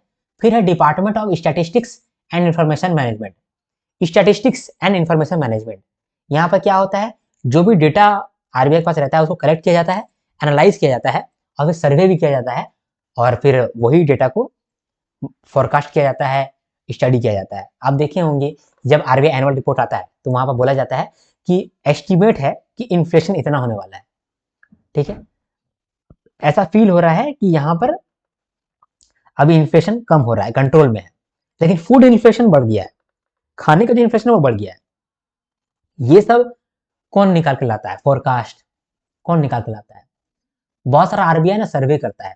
वो सर्वे कौन करता है, यही डिपार्टमेंट करता है, department of statistics and information management, ठीक है। ये सब आप बहुत ध्यान से रखिएगा। देखिए आपको मैं बताता हूँ, जैसे कि ये department of communication, department of statistics and information management, इसके बाद department of economic and policy research. ये तीनों का काम आपको लग रहा है यही सब काम कर रहा है, डेटा कलेक्शन कर रहा है, ठीक है, एनालाइज कर रहा है। तो आपको हो सकता है कि थोड़ा बहुत इसमें कंफ्यूजन हो रहा हो, इसका फायदा उठाएगा आरबीआई। आरबीआई आपको बोलेगा कि हम लोग जो है डेटा को फोरकास्ट करते हैं और स्टडी करते हैं, तो ये कौन सा डिपार्टमेंट करता है, department of statistics and information management, या फिर डिपार्टमेंट ऑफ कम्युनिकेशन, या फिर department of information and communication technology, या फिर department of economic and policy research. आपको लगेगा कि यार डेटा को फोरकास्ट करने का काम तो ये चालू कर सकता है, कौन सा करेगा। बस अगर आपने ये चीज नहीं पढ़ा है तो आप वहां पर जाकर के मात खाएंगे, अगर आपने पढ़ा है तो मात नहीं खाएंगे, ठीक है। इसीलिए डिपार्टमेंट वाला चीज भी पढ़ना बहुत जरूरी है। इंटरव्यू में आपसे ये बात पूछ लेगा, यही सवाल जो मैंने अभी आपको बोला, तब आपको वहां पर आप भुचक्का रह जाओगे। आपको बोला जाएगा कि आप आरबीआई में आ रहे हैं, आपको आरबीआई के डिपार्टमेंट के बारे में भी नहीं नॉलेज है, क्या है, ठीक है। इसीलिए ये सब बहुत क्रूशल रोल प्ले करता है, इसलिए मैंने आपको डिपार्टमेंट पढ़ाया है। बहुत सारे लोग डिपार्टमेंट नहीं पढ़ाते हैं। आरबीआई वेबसाइट में डिपार्टमेंट के बारे में अगर इतना जिक्र किया हुआ है, आप नहीं पढ़ा रहे हैं तो गड़बड़ नहीं कर रहे हैं आप, ठीक है। जैसे आप यहाँ देखो, department of information and communication technology, ये ऐप बना रहा है, creation of apps like big data analytics, ये आईटी गवर्नेंस, आईटी पॉलिसी बना रहा है, ठीक है। डेटा कलेक्शन नहीं कर रहा है, डेटा कलेक्शन कहाँ कर रहा है, department of statistics and information management के अंदर कर रहा है, ठीक है। फिर है department of financial inclusion and development. Financial inclusion बहुत इंपॉर्टेंट है। फाइनेंशियल इंक्लूजन, फाइनेंशियल इंक्लूजन का मतलब होता है कि जहां तक बैंकिंग सर्विसेज नहीं पहुंचा है वहां तक बैंकिंग सर्विसेज पहुंचाना। क्या फायदा होता है उसके अंदर, अगर बैंकिंग सर्विसेज हम लोग पहुंचा देते हैं तो लोन का सुविधा बहुत लोगों तक पहुंच जाता है। लोन का सुविधा पहुंचेगा तो लोन के थ्रू आदमी अपना बिजनेस सेटअप करेगा, फिर डेवलपमेंट होगा। तो फाइनेंशियल इंक्लूजन के लिए और फाइनेंशियल डेवलपमेंट के लिए एक डिपार्टमेंट बनाया गया है। उसके डिपार्टमेंट का क्या नाम है, department of financial inclusion and development. इसमें जो एमएसएमई है, यानी कि जो माइक्रो स्मॉल एंटरप्राइज होता है, तो उन लोगों को लोन देना, रूरल एरियाज में लोन देना, ठीक है। ये department of financial inclusion and development देखता है। इसके बाद यही लास्ट स्लाइड है, डोंट वरी, यही लास्ट स्लाइड है, इसमें हम लोग क्लियर हो जाएगा। अगला है financial market operation department. Financial market का ऑपरेशंस देखने के लिए ये डिपार्टमेंट बनाया गया है। फाइनेंशियल मार्केट में क्या क्या किया जाता है आरबीआई के द्वारा, आगाज सीरीज में हम लोगों ने देखा था क्या क्या किया जाता है, repo rate, reverse repo rate, MSF rate, open market operation, ठीक है, targeted long term repo operation, ये सब काम लोग कहाँ करते हैं, फॉरेक्स मार्केट के अंदर करते हैं। तो फॉरेक्स मार्केट के अंदर इतना ऑपरेशन जो किया जा रहा है, ये कौन कर रहा है, यही डिपार्टमेंट तो कर रहा है, फॉरेन मार्केट ऑपरेशन डिपार्टमेंट, ठीक है। इसके बाद है डिपार्टमेंट ऑफ सुपरविजन। एक था डिपार्टमेंट ऑफ रेगुलेशन, वो क्या कर रहा था, रेगुलेशन बना रहा था, रूल्स एंड रेगुलेशन बना रहा था, ठीक है। और जो भी रेगुलेटेड एंटिटीज है वो लोग को सब्सिडरी बनाना था, तो उसके लिए हेल्प कर रहा था, ऑथराइजेशन दे रहा था। अब है डिपार्टमेंट ऑफ सुपरविजन, ये क्या करेगा, सुपरवाइज करेगा, मतलब कि देखते रहेगा कहीं कुछ गड़बड़ तो नहीं हो रहा है। कैसे देखता है, पहले तो आरबीआई क्या करता है ना, सबसे इंफॉर्मेशन लेता है, ठीक है। इंफॉर्मेशन कैसे लेता है, अगर हमको आपसे इंफॉर्मेशन लेना होगा तो हम क्या करेंगे, गूगल फॉर्म बनाएंगे और वो आपको भेज देंगे। वो आप गूगल फॉर्म के क्या करेंगे, उसके अंदर आप इंफॉर्मेशन पुटअप करेंगे तो वो हमको मिल जाएगा, तो हम देख लेंगे अच्छा अच्छा आप ये काम कर रहे हैं, आप इस सेक्टर से हैं, अच्छा आप आईटी सेक्टर से हैं, आरबीआई की तैयारी कर रहे हैं। तो इसी तरीके से ना आरबीआई भी बहुत सारा रिटर्न चालू करता है, रिटर्न जारी करता है जो बैंकों को भरना पड़ता है, इस गूगल फॉर्म के जैसा ही रहता है। तो गूगल फॉर्म के जैसा ही सारा बैंक जो है आरबीआई को सारा इन्फॉर्मेशन भेज देता है, और आरबीआई को मिल जाता है कहां पर, ये CRILC के अंदर मिल जाता है, central depository of information on large credit, इसके अंदर मिल जाता है। और फिर आरबीआई देख लेता है कि अच्छा ये जो बैंक है इसमें ये ऐसा ऐसा डेटा है इसका, फिर बैठ करके क्या करता है, देखता है, इंस्पेक्शन करता है, अच्छा इस हिसाब से हमको लग रहा है कि ये बैंक में कुछ फ्रॉड चल रहा होगा, क्योंकि डेटा इस तरह का दिख रहा है ना, हमको लग रहा है कि बैंक फ्रॉड होगा, भाई साहब चलो इस बैंक के अंदर थोड़ा सा चेक किया जाए। तो चलो, और जाता है, फिर जाकर इंस्पेक्शन करने लगता है। तो पहले हम लोग क्या करते हैं, ऑफ साइट, साइट में नहीं जाते हैं, ऑफ साइट बैठ करके इंस्पेक्शन करते हैं, मॉनिटर करते हैं, और मॉनिटर कर लिए तो मॉनिटरिंग करने से मालूम चला कि यार यहाँ गड़बड़ है, तो चलो इंस्पेक्शन करने के लिए चले जाते हैं ऑन साइट। तो ऑफ साइट मॉनिटर करते हैं, ऑन साइट इंस्पेक्शन करते हैं, ऑफ साइट मॉनिटर करते हैं, ऑन साइट इंस्पेक्शन करते हैं। ये काम है आरबीआई का सुपरविजन के अंदर। ऑफ साइट डेटा ले लिए और मॉनिटर कर लिए। मॉनिटरिंग में मालूम चल गया कि यहाँ पे प्रॉब्लम हो सकता है, इसके लिए इंस्पेक्शन करना पड़ेगा वहां जाकर के, बैंक के अंदर जाकर के। तो बैंक के अंदर जाएंगे, इंस्पेक्शन कर लेंगे। अरे बैंक दिखाओ तो यार, किताब दिखाओ तो, वो वाला किताब दिखाओ तो जहां पर तुम लिख रहा है कि कौन पैसा दे रहा है नहीं दे रहा है, देखें वो वाला, क्योंकि तुम जो डेटा भेजा है ना उसमें हमको थोड़ा सा शक हो रहा है। तो हम जाकर के क्या किए, इंस्पेक्शन कर लिए। तो of site monitoring, on site inspection, of site monitoring, on site inspection, ऐसे काम करता है। तो कौन कौन सा कंपनी के लिए करता है, कौन कौन सा बैंक्स के लिए ये चीज किया जा रहा है? कमर्शियल बैंक्स के लिए, एनबीएफसी के लिए, एसेट रिकंस्ट्रक्शन कंपनी के लिए और ऑल इंडिया फाइनेंशियल इंस्टीट्यूशन के लिए। लेकिन किसके किसके लिए काम नहीं कर रहा है, ये जो डिपार्टमेंट है किसके लिए काम नहीं करता है सुपरविजन को लेकर के? रूरल कोऑपरेटिव बैंक्स के लिए और हाउसिंग फाइनेंस कंपनी के लिए काम नहीं करता है। ध्यान दीजिएगा इस चीज को लेकर के। हाँ, चलो ठीक है। इसके बाद ऑडिटर का अपॉइंटमेंट भी डिपार्टमेंट ऑफ सुपरविजन करता है। ऑडिटर का अपॉइंटमेंट का मतलब कि हम क्या किए कि बैंक में ऑडिट कराना चाहते हैं, तो ये जो बैंक है इसके लिए किसको ऑडिटर अपॉइंट करना पड़ेगा? तो ये कौन देखता है? ये डिपार्टमेंट ऑफ सुपरविजन देखता है। क्योंकि सुपरविजन का मतलब ये होता है कि देखते रहना कुछ गड़बड़ ना हो जाए। तो अगर कोई आदमी को हम भेज रहे हैं कि तुम जाके चेक करके आओ, तो ये कौन देखेगा? डिपार्टमेंट ऑफ सुपरविजन ही तो देखेगा। ठीक है। इसके बाद अगला है फाइनेंशियल मार्केट रेगुलेशन डिपार्टमेंट।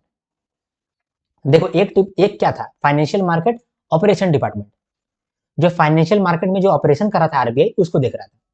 एक है फाइनेंशियल मार्केट रेगुलेशन डिपार्टमेंट, कि फाइनेंशियल मार्केट में जो रेगुलेशन है, जो रूल्स है, उसको देखने वाला है ये department, financial market regulation department. इसमें क्या होता है कि जो भी फाइनेंशियल बेंचमार्क है उसको देखता है, जैसे कि एमसीएलआर हो गया, ठीक है, इसके बाद फिर रेपो ऑपरेशन भी हो गया।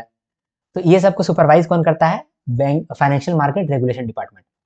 फॉरेन एक्सचेंज मार्केट में कितना हमारा एक्सचेंज रेट चल रहा है उसको भी देखना, उसके लिए कुछ रूल्स बनाना, ये इस डिपार्टमेंट का काम है। जो हमारा डेरिवेटिव मार्केट है, गवर्नमेंट सिक्योरिटी मार्केट है, मनी मार्केट है, फॉरेक्स मार्केट है, ठीक है, उसमें सब कुछ ठीक ठाक चल रहा है कि नहीं चल रहा है, उसका रूल्स एंड रेगुलेशन फॉलो हो रहा है कि नहीं हो रहा है, उसको देखना, ये किसका काम है? इसी डिपार्टमेंट का काम है, फाइनेंशियल मार्केट रेगुलेशन डिपार्टमेंट। ठीक है। इसके बाद है फाइनेंशियल स्टेबिलिटी डिपार्टमेंट। ये डिपार्टमेंट ये ध्यान रखता है, ये इंश्योर करता है कि हमारे देश में फाइनेंशियल स्टेबिलिटी हो। फाइनेंशियल स्टेबिलिटी का मतलब क्या होता है कि फाइनेंशियल इंस्टीट्यूशन जो है वो स्टेबल रहे, ठीक है, वो गिर ना जाए और टूट ना जाए। तो हमारे देश में जो फाइनेंशियल सिस्टम है, मतलब कि बैंक है, एनबीएफसी है, ठीक है, तो ये बैंक एनबीएफसी जो है वो खड़ा रहे, क्राइसिस में भी खड़ा रहे। ठीक है। ये जो है फाइनेंशियल स्टेबिलिटी डिपार्टमेंट, ये फाइनेंशियल स्टेबिलिटी रिपोर्ट भी जारी करता है। एफएसडीसी जो बना है इसी डिपार्टमेंट के अंदर बना है, इसको हेल्प भी करता है फाइनेंशियल स्टेबिलिटी डिपार्टमेंट। ठीक है। इसके बाद है फिनटेक डिपार्टमेंट। फिनटेक के लिए जो भी काम होता है वो फिनटेक डिपार्टमेंट देखता है। Foreign exchange department, foreign exchange department के पास उतना काम नहीं है। इसका छोटा बहुत काम होता है कि जो फेमा का रूल्स एंड रेगुलेशन है ना, उसके अंदर कुछ अप्रूवल लेना होता है आरबीआई का, तो वो अप्रूवल सिर्फ देता है। तो फॉरेन एक्सचेंज डिपार्टमेंट उसी का काम है।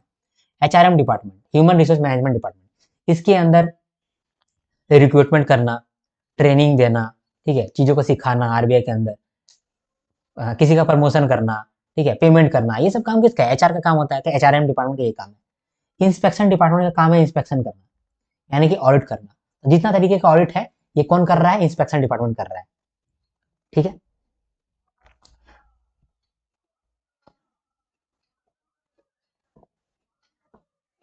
अब देखो जैसे कि इंस्पेक्शन डिपार्टमेंट जो है वो ऑडिट करा रहा है, लेकिन अपॉइंटमेंट जो था ऑडिटर का वो कौन किया था? डिपार्टमेंट सुपरविजन किया था। ये सवाल भी आपका बन सकता है कि अपॉइंटमेंट ऑफ ऑडिटर किस डिपार्टमेंट के अंदर आता है?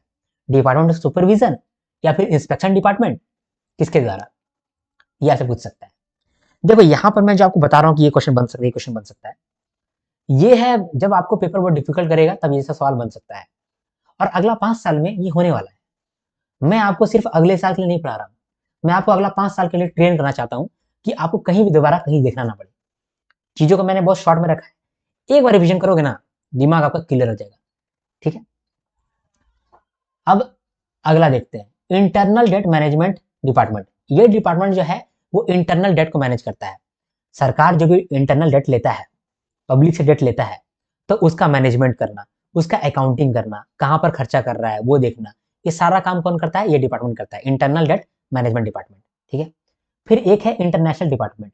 आप देखे होंगे कि इंडिया जो है कभी आईएमएफ से लोन ले लेता है, ठीक है, या फिर बीआईएस से लोन लेना रहता है, या फिर उससे बात करता है, ब्रिक्स से कुछ ये लोग लाइन ऑफ क्रेडिट ले लेता है, सार्क फाइनेंस से कुछ बात करता है, डब्ल्यूटीओ से कुछ बात करता है, उससे कुछ ट्रांजैक्शन कर लेता है, वर्ल्ड बैंक से कुछ ट्रांजैक्शन करता है। ये जो इंटरनेशनल डिपार्टमेंट है यहाँ पर रोल प्ले करता है। ठीक है, तो international department engage with international institution and country groupings. ठीक है, इससे इंगेज करता है। इसके बाद है लीगल डिपार्टमेंट। लीगल डिपार्टमेंट क्या करता है? लीगल एडवाइस देता है टॉप मैनेजमेंट को। फिर monetary policy department, monetary policy का जो भी काम रहता है ये मॉनेटरी पॉलिसी डिपार्टमेंट देखता है। जैसे कि मॉनेटरी पॉलिसी कमेटी बनाना, और नहीं, मॉनेटरी पॉलिसी कमेटी को असिस्ट करना। ठीक है, मॉनेटरी पॉलिसी रिपोर्ट बनाना, और एसएलआर सीआर कंप्लायंस इसको मॉनिटर करना। एक है राजभाषा डिपार्टमेंट, इसमें हिंदी में ट्रांसलेशन होता है, क्योंकि हमारा राजभाषा हिंदी है तो हम लोग हिंदी को प्रमोट करते हैं as official language within the bank, और साथ में हम लोग हिंदी को लेकर के ट्रांसलेशन भी करते हैं। फिर है रिस्क मॉनिटरिंग डिपार्टमेंट, जो कि आरबीआई के अंदर रिस्क को मैनेज करता है कि कहाँ कहाँ पर रिस्क है, साइबर रिस्क है, आईटी रिस्क है, ठीक है, ऑपरेशन रिस्क है, तो वो सारा रिस्क को मैनेज करता है और रिस्क को मतलब देखता भी है। तो रिस्क को मॉनिटर करने के लिए एक डिपार्टमेंट है। तो risk identified for RBI and reporting to risk monitoring committee, IT and cyber risk management. Okay, फिर है सेक्रेटरी डिपार्टमेंट, फिर सेंट्रल विजिलेंस डिपार्टमेंट। ठीक है, सेंट्रल विजिलेंस डिपार्टमेंट क्या करता है कि आरबीआई के अंदर कोई करप्शन ना हो जाए, तो उसको निगरानी रखता है सेंट्रल विजिलेंस डिपार्टमेंट। फिर है राइट टू इन्फॉर्मेशन डिवीजन, आप जो भी आरटीआई करते हैं उसमें आपको कौन देता है रिप्लाई, रिस्पॉन्ड कौन करता है? ये आरटीआई करता है। अगर आप आरटीआई से खुश नहीं है और आप अपील कर रहे हैं कि नहीं ये वाला हमको आप गलत इन्फॉर्मेशन दे रहे हैं, हमको वापस से दूसरा इन्फॉर्मेशन दीजिए, तब जाकर के वो कौन डिपार्टमेंट के पास चला जाएगा? Right to information first appellate authority के पास चला जाएगा। ओके, तो यहाँ पर हम लोगों ने देखा बहुत सारे डिपार्टमेंट को। ये डिपार्टमेंट से क्वेश्चन बनना बहुत लाजमी बात है, हाँ, छोड़ नहीं सकते हैं भाई, क्योंकि ट्रेंडिंग है। ठीक है, सवाल आपका यहाँ से इस बार बना भी है, तो कुछ भी नहीं बोल सकते हैं कि नहीं बनेगा, ऐसा कुछ नहीं बोल सकते, बनेगा, क्वेश्चन बनेगा। ठीक है, समराइज करेंगे, डोंट वरी। ठीक है, अभी पब्लिकेशन ऑफ आरबीआई भी देख लेते हैं, फिर हमारा काम खत्म हो जाएगा। पब्लिकेशन ऑफ आरबीआई में सिर्फ रीड करने का है, रीड करा देता हूँ आपको। ठीक है, आप खुद से भी रीड कर सकते हो। क्या क्या चीज़ पब्लिश करता है आरबीआई? पब्लिकेशन और reports, annual report, report on trend and progress of banking in India, monetary policy report, financial stability report, report on currency and finance, state finance study of budget, जो budget आता है उसको study करने के लिए state finance का एक document आता है, आरबीआई बुलेटिन्स, ये सब जगह से क्वेश्चन बनता है डिटेल में। ठीक है, फिर स्टैटिस्टिकल पब्लिकेशन, मतलब डेटा को लेकर के बहुत सारा डेटा भी रिलीज करता है RBI. Basic statistical returns, statistical tables relating to banks in India, handbook of statistics on Indian states, handbook of statistics on Indian economy. ठीक है, फिर बहुत सारा सर्वे भी होता है, कुछ सर्वे क्वार्टर बेसिस पे होता है, ठीक है, और कुछ सर्वे बाई मंथली बेसिस पे होता है। कौन कराता है? आरबीआई कराता है। जैसे कि industry outlook survey of manufacturing sector, तो मैन्युफैक्चरिंग सेक्टर के अंदर इंडस्ट्री आउटलुक सर्वे होता है। तो क्वेश्चन आपसे पूछ सकता है कभी कभी, industrial outlook survey is done by home?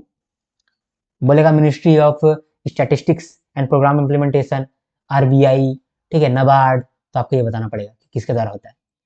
इसके बाद OBICUS survey, order book inventory and capacity utilisation survey, ये भी मैन्युफैक्चरिंग सेक्टर का ही एक सर्वे है। Services and infrastructure outlook survey, ठीक है। इसके बाद ये सब तो क्वार्टर बेसिस पे हो रहा है सर्वे, बाई मंथली बेसिस पे भी होता है, यानी कि हर 2 महीना में एक बार। Inflation expectation survey of household, consumer confidence survey, survey of professional forecaster, ठीक है। इसके बाद बहुत सारे रिसर्च को लेकर के पब्लिकेशन होता है, जैसे कि आरबीआई वर्किंग पेपर, आरबीआई कुछ रिसर्च किया है तो उसको लेकर पब्लिश किया है, RBI occasional paper, development research group studies यानी कि DRG studies, mint street memos. RBI को मिंट स्ट्रीट भी बोला जाता है, जानते हैं, ये आप याद रखिएगा, आरबीआई को मिंट स्ट्रीट भी बोला जाता है। Other releases, monetary policy statement, MPC minutes. MPC minute का मतलब कि मॉनेटरी पॉलिसी कमेटी का जो मीटिंग हुआ है ना, तो मीटिंग में कुछ बात हो रहा होगा, वो सारा बात ना कहीं ना कहीं रिकॉर्ड होता है, और वो रिकॉर्ड को बोलते हैं मिनट्स, तो वो मिनट्स जारी कर दिया जाता है। टॉप मैनेजमेंट का कोई स्पीच होता है या फिर इंटरव्यू होता है, उसको भी जारी कर दिया जाता है। Working group committee report, working group का कोई कमेटी रिपोर्ट होता है, उसको भी जारी किया जाता है। टेक्निकल डिस्कशन पेपर्स, इसको भी बहुत सारा मैनुअल्स होता है तो वो भी जारी किया जाता है। विजन डॉक्यूमेंट्स जारी किया जाता है। मेमोरियल लेक्चर जारी किया जाता है। Monetary and credit information review, film, videos, comic books और पब्लिक ग्रीवेंसेस। ठीक है, आरबीआई कहता है, ठीक है, बहुत सारा तो के एल राहुल, विराट कोहली, ये लोग को यानी सेलिब्रिटी लोग को लेकर के भी बहुत एडवर्टीजमेंट होता है, तो वो सब भी कौन करता है, पब्लिकेशन ही है ना आरबीआई का। Data release, daily release, press release होता है। और एक डेटाबेस ऑन इंडियन इकोनॉमी है, ये आरबीआई का डेटा वेयर हाउस है। ये क्वेश्चन बन सकता है, ठीक है, कि आरबीआई का डेटा वेयर हाउस का क्या नाम है, ठीक है, तो डीबीआईई, सॉरी डीबीआईई, हाँ सही है, डीबीआईई, ये क्या है, ठीक है, ये आपसे पूछा जा सकता है, फिर इसका फुल फॉर्म पूछा जा सकता है। तो डेटाबेस ऑन इंडियन इकोनॉमी, ये आरबीआई का डेटाबेस है। अगर आप इस डेटाबेस में जाएंगे ना, तो आपको कोई भी डेटा चाहिए ना, वो डेटा आपको मिल जाएगा। वो डेटा के लिए ही डेटा वेयर हाउस है। डेटा वेयर हाउस का मतलब होता है कि जहां पर डेटा को स्टोर किया जाता है, तो सारा डेटा स्टोर किया हुआ है यहाँ पर आरबीआई, इसको हम लोग बोलते हैं आरबीआई का अपना डेटा वेयर हाउस है, डेटाबेस ऑन इंडियन इकोनॉमी, आप भी इसको इस्तेमाल कर सकते हैं, समझे। तो ये भी हमारा काम हो गया। बस हमारा आज का एजेंडा यहीं तक था। एक बार समराइज कर देते हैं हम लोग फटाफट, ठीक है, मैं बोल बोल के थक गया मैं। आज एक्चुअली हम लोग बहुत कुछ समझे, रिजर्व बैंक के लिए हम लोगों ने बहुत कुछ जाना है, ठीक है, फटाफटी एक बार हम लोग समराइज कर देते हैं। तो चलिए समराइज करते हैं आज का हमारा सेशन। तो हम लोगों ने आज देखा RBI, reserve bank of India को। इसके अंदर सबसे पहले हम लोग ने ये जाना कि 1926 में हिल्टन यंग कमीशन ने रिकमेंड किया था आरबीआई का बनना। फिर 8 साल के बाद 1934 में आरबीआई एक्ट आया। फिर 1 साल के बाद यानी कि 1935 में आरबीआई ने अपना ऑपरेशन चालू किया। कहां पर, कोलकाता में। कोलकाता में सेंट्रल ऑफिस था आरबीआई का, वहां पर सारा डिसीजन ले रहा था गवर्नर। तो सेंट्रल ऑफिस जो है वो 1935 में स्टार्ट हो गया कोलकाता में, लेकिन 2 साल के बाद ये जो सेंट्रल ऑफिस है ये मुंबई शिफ्ट हो गया, यानी कि 1937 में ये सेंट्रल ऑफिस मुंबई शिफ्ट हो गया। आरबीआई का प्रेम्बल कहता है कि जनता में पब्लिक मनी को लेकर के एक कॉन्फिडेंस होना चाहिए। आरबीआई जो है वो नोट इशू करेगा, आरबीआई जो है वो मॉनेटरी पॉलिसी को ध्यान में रखेगा, उसको हैंडल करेगा। आरबीआई जो है वो प्राइस स्टेबिलिटी को हैंडल करेगा, यानी कि इन्फ्लेशन ना बढ़ेगा ना घटेगा। इंक्लूसिव ग्रोथ को ध्यान में रखेगा आरबीआई। ये सब आरबीआई का प्रेम्बल में दिया हुआ है। आरबीआई का काम क्या है, आरबीआई का काम है सबसे पहला मॉनेटरी पॉलिसी को बनाना, इंप्लीमेंट करना और मॉनिटर करना, इसीलिए वो मॉनेटरी अथॉरिटी है। दूसरा, फॉरेन एक्सचेंज को मेंटेन करना, मैनेज करना, ये पावर उसको मिलता है फॉरेन एक्सचेंज मैनेजमेंट एक्ट से, फेमा से। तीसरा काम, करेंसी को इशू करना, करेंसी का काउंटर फिटिंग को बचाना, काउंटर फिटिंग का मतलब कि नकली नोट इशू हो जाता है तो उसको बचाना, ठीक है। करेंसी का मैनेजमेंट करना, डिमांड सप्लाई मेंटेन करना। इसके बाद डेवलपमेंटल रोल भी है आरबीआई का। बहुत सारा इंस्टीट्यूट होता है जो कि फाइनेंशियल सेक्टर में काम कर रहा है, उसको डेवलप करना, उसको फंडिंग देना आरबीआई का काम रहता है। बैंकों को भी डेवलप कराना आरबीआई का काम होता है, एनबीएफसी को डेवलप कराना आरबीआई का काम होता है। गवर्नमेंट का बैंकर भी आरबीआई है, तो गवर्नमेंट का जो भी बैंकिंग सर्विसेज होता है वो आरबीआई देखता है, बैंकिंग ट्रांजेक्शन होता है वो आरबीआई देखता है, गवर्नमेंट का पब्लिक डेट आरबीआई मैनेज करता है। बैंकों के लिए भी बैंकर आरबीआई है, तो बैंक जो पैसा जमा करके रखता है या फिर बैंक जो पैसा लोन लेता है वो कहाँ से लेता है, वो आरबीआई से ही लेता है। इसके बाद पूरा फाइनेंशियल सिस्टम जो है इसका रेगुलेशन सेट करना, फिर रेगुलेशन को सुपरवाइज करना, ये काम आरबीआई का है। ये सब जो काम आरबीआई कर रहा है ये कैसे करता है, आरबीआई को ये काम करने के लिए आरबीआई का एक सेंट्रल बोर्ड ऑफ डायरेक्टर्स है। ठीक है। सेंट्रल बोर्ड ऑफ डायरेक्टर के अंदर कितना मेंबर है? तो इसमें 5 ऑफिशियल डायरेक्टर है जो कि ऑफिस के अंदर बैठा रहता है, एक गवर्नर और 4 डिप्टी गवर्नर। इसके अलावा 10 डायरेक्टर ऐसे हैं जो कि गवर्नमेंट के द्वारा नॉमिनेट किए गए हैं, 2 गवर्नमेंट ऑफिशियल्स हैं और 4 लोकल बोर्ड्स के डायरेक्टर्स हैं। ये सब मिलकर के सेंट्रल बोर्ड ऑफ डायरेक्टर बनाता है जो कि आरबीआई का अफेयर्स को, आरबीआई का काम को देखता है। टोटल 21 मेंबर्स हो गया है। ये जो सेंट्रल बोर्ड है इसने एक कमिटी भी बनाया है जिस कमिटी का नाम है बोर्ड ऑफ फाइनेंशियल सुपरविजन, जो पूरा फाइनेंशियल सिस्टम को यानी कि बैंक्स को, एनबीएफसी को, फाइनेंस इंस्टीट्यूशन को सुपरवाइज करता है। आरबीआई अपना काम को और अच्छी तरीके से करने के लिए बहुत सारा सब्सिडरी बनाया है, यानी कि बेटा कंपनी बनाया है। बेटा कंपनी बहुत तरीके का है। पहला है DICGC, deposit insurance and credit guarantee corporation of India. ये क्या करता है, किसी भी बैंक में अगर किसी आदमी का डिपॉजिट है तो कितना भी रुपया उसका डिपॉजिट हो सकता है, तो उस डिपॉजिट में इंश्योरेंस मिलता है 5 लाख का। ये कौन देता है? ये डीआईसीजीसी देता है। तो अगर आपका पैसा किसी भी बैंक के अंदर है और वो बैंक डूब रहा है तो 5 लाख तक आपका रुपया जो है वो इंश्योर्ड रहता है। इंश्योर्ड कौन करता है? डीआईसीजीसी करता है, जो कि आरबीआई का एक सब्सिडरी कंपनी है, बेटा कंपनी है। ठीक है। तो आपका प्रिंसिपल प्लस इंटरेस्ट 5 लाख रुपया तक इंश्योर्ड रहता है। ये कौन करता है? डीआईसीजीसी करता है। ये कौन कौन सा बैंक के लिए एप्लीकेबल है? ये जो इंश्योरेंस का फैसिलिटी है, कौन कौन सा बैंक के लिए आरबीआई फैसिलिटी देता है? कोऑपरेटिव बैंक, कमर्शियल बैंक, कोई फॉरेन बैंक है जिसका ब्रांच इंडिया में है, local area bank, regional rural bank. तो देखा जाए तो वो हर तरीके का बैंक जहां पर भारतीयों का पैसा जमा है। ये काम करने से क्या हो रहा है कि जो भी जनता है उसको एक कॉन्फिडेंस हो रहा है कि आरबीआई है, हमारा पैसा डूबेगा नहीं, चाहे बैंक ही क्यों ना डूब जाए। 5 लाख रुपए तक तो बिल्कुल नहीं डूबेगा। ठीक है। कहीं कहीं पर प्रॉब्लम क्या होता है कि किसी का ज्वाइंट अकाउंट है और पर्सनल अकाउंट भी है। तो ज्वाइंट अकाउंट जो है उसका फ्रेंड के साथ था और एक पर्सनल अकाउंट है, दोनों एसबीआई के अंदर है। एक के अंदर 5 लाख था, एक के अंदर 5 लाख था, तो उसको कितना पैसा मिलेगा? अगर एसबीआई डूब गया तो 5 लाख उसका पर्सनल अकाउंट में तो मिलेगा ही, ज्वाइंट अकाउंट में तो बाकी लोग भी है ना, सबके लिए 5 लाख जो है वो भी मिल जाएगा। तो चाहे प्रिंसिपल हो और इंटरेस्ट हो, दोनों मिलाकर के 5 लाख तक डीआईसीजीसी देता है। ये हो गया पहला सब्सिडरी। दूसरा सब्सिडरी है भारतीय रिजर्व बैंक नोट मुद्रण प्राइवेट लिमिटेड। ये नोट को पब्लिश करता है, करेंसी नोट को देखता है। तो करेंसी नोट का जो डिमांड सप्लाई है इसको देखता है। इसके बाद अगला है रेबिट, इसका फुल फॉर्म है रिजर्व बैंक आईटी कंपनी। ये आरबीआई का जो आईटी सेक्टर है उसका रिस्क को देखता है, उसका सिक्योरिटी को देखता है। तो आरबीआई के अंदर जो भी उसका साइबर सिक्योरिटी नीड्स है उसको कैटर करता है ये रेबिट। तो आरबीआई के अंदर बहुत सारे सिस्टम है, ठीक है, जिसका सिक्योरिटी बहुत मेंटेन करना जरूरी है। तो वो कौन देखता है? ये देखता है, रेबिट देखता है। बीच बीच में सिस्टम को ऑडिट करते रहता है, कौन देखता है? ये रेबिट देखता है। रेबिट जो है 2016 में स्टैब्लिश हुआ था। इसके बाद IFTAS, Indian financial technology and allied services company. ये कंपनी क्या करता है? इंडियन फाइनेंशियल सिस्टम जो है ना, इंडिया का फाइनेंशियल टेक्नोलॉजी जो है उसके अंदर बहुत सारा फैसिलिटी और financial services, IT services design करता है, डिप्लॉय करता है और मैनेज करता है। जैसे फाइनेंशियल सेक्टर के अंदर कौन कौन आता है? आरबीआई आता है, बैंक्स आता है, एनबीएफसी आता है। तो इन लोग को आपस में बात करना है, या फिर इन लोगों को क्लाउड का सर्विसेज चाहिए, या फिर इन लोगों को कुछ मैनेजमेंट इंफॉर्मेशन सिस्टम चाहिए। तो ये सब बनाता कौन है? ये इफ्टास बनाता है। ठीक है।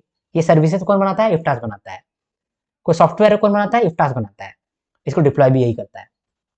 ठीक है। तो रेबिट और इफ्टास का काम थोड़ा सा अलग है। फिर आरबीआईएच यानी कि रिजर्व बैंक इनोवेशन हब। ये कंपनी क्या है? ये सेक्शन 8 कंपनी है। सेक्शन 8 कंपनी का मतलब होता है एनपीओ, नॉन प्रॉफिट ऑर्गेनाइजेशन, ऐसा ऑर्गेनाइजेशन जो प्रॉफिट के लिए काम नहीं कर रहा है। तो आरबीआईएच इनोवेशन पे काम करता है, तो जो कि फाइनेंशियल सेक्टर में डेवलपमेंट हो सके। ठीक है। इसके बाद फिर हम लोगों ने डिपार्टमेंट देखा आरबीआई। आरबीआई के अंदर 10 डिपार्टमेंट है। हर डिपार्टमेंट के बारे में आपको थोड़ा बहुत नॉलेज होना चाहिए और 2 बार रीडिंग किया हुआ आपको होना चाहिए। ठीक है। तो अभी जो अब मैं समराइजेशन करा भी रहा हूं, फिर भी आपको एक बार रीड जरूर करना है। पहला डिपार्टमेंट है consumer education and protection department. तो कंज्यूमर को एजुकेट करना और कंज्यूमर को प्रोटेक्ट करने के लिए जो भी काम होगा वो ये डिपार्टमेंट देखता है। जैसे कि इंटीग्रेटेड ऑम्बड्समैन स्कीम इसी डिपार्टमेंट के अंदर होता है। सीपी ग्राम पोर्टल, इसके अंदर जो भी ग्रीवांस मिला है कंज्यूमर का उसको रिड्रेस कौन करेगा? ये डिपार्टमेंट करेगा। ठीक है, सीपी ग्राम पोर्टल का क्या फुल फॉर्म होता है वो आपको कमेंट में बताना है। ठीक है, दूसरा डिपार्टमेंट है corporate strategy and budget. RBI अगर किसी इंस्टीट्यूट को फंडिंग करता है तो उसको देखना, फंडिंग करना इसी डिपार्टमेंट का काम है। दूसरा कि आरबीआई का अपना जो बजट है उस बजट को मेंटेन करना, मॉनिटर करना, ये इस डिपार्टमेंट का काम है, corporate strategy and budget department. इसके बाद है डिपार्टमेंट ऑफ कम्युनिकेशन, जो प्रेस रिलीज होता है, प्रेस कॉन्फ्रेंस होता है, स्पीचेस होता है, जहां पर कम्युनिकेशन किया जा रहा है आरबीआई के द्वारा जनरल पब्लिक में, वो किस डिपार्टमेंट के थ्रू हो रहा है? Department of communication. इसके बाद में department of currency management, currency को लेकर जितना भी काम होता है वो मैनेज कौन करता है? ये डिपार्टमेंट करता है।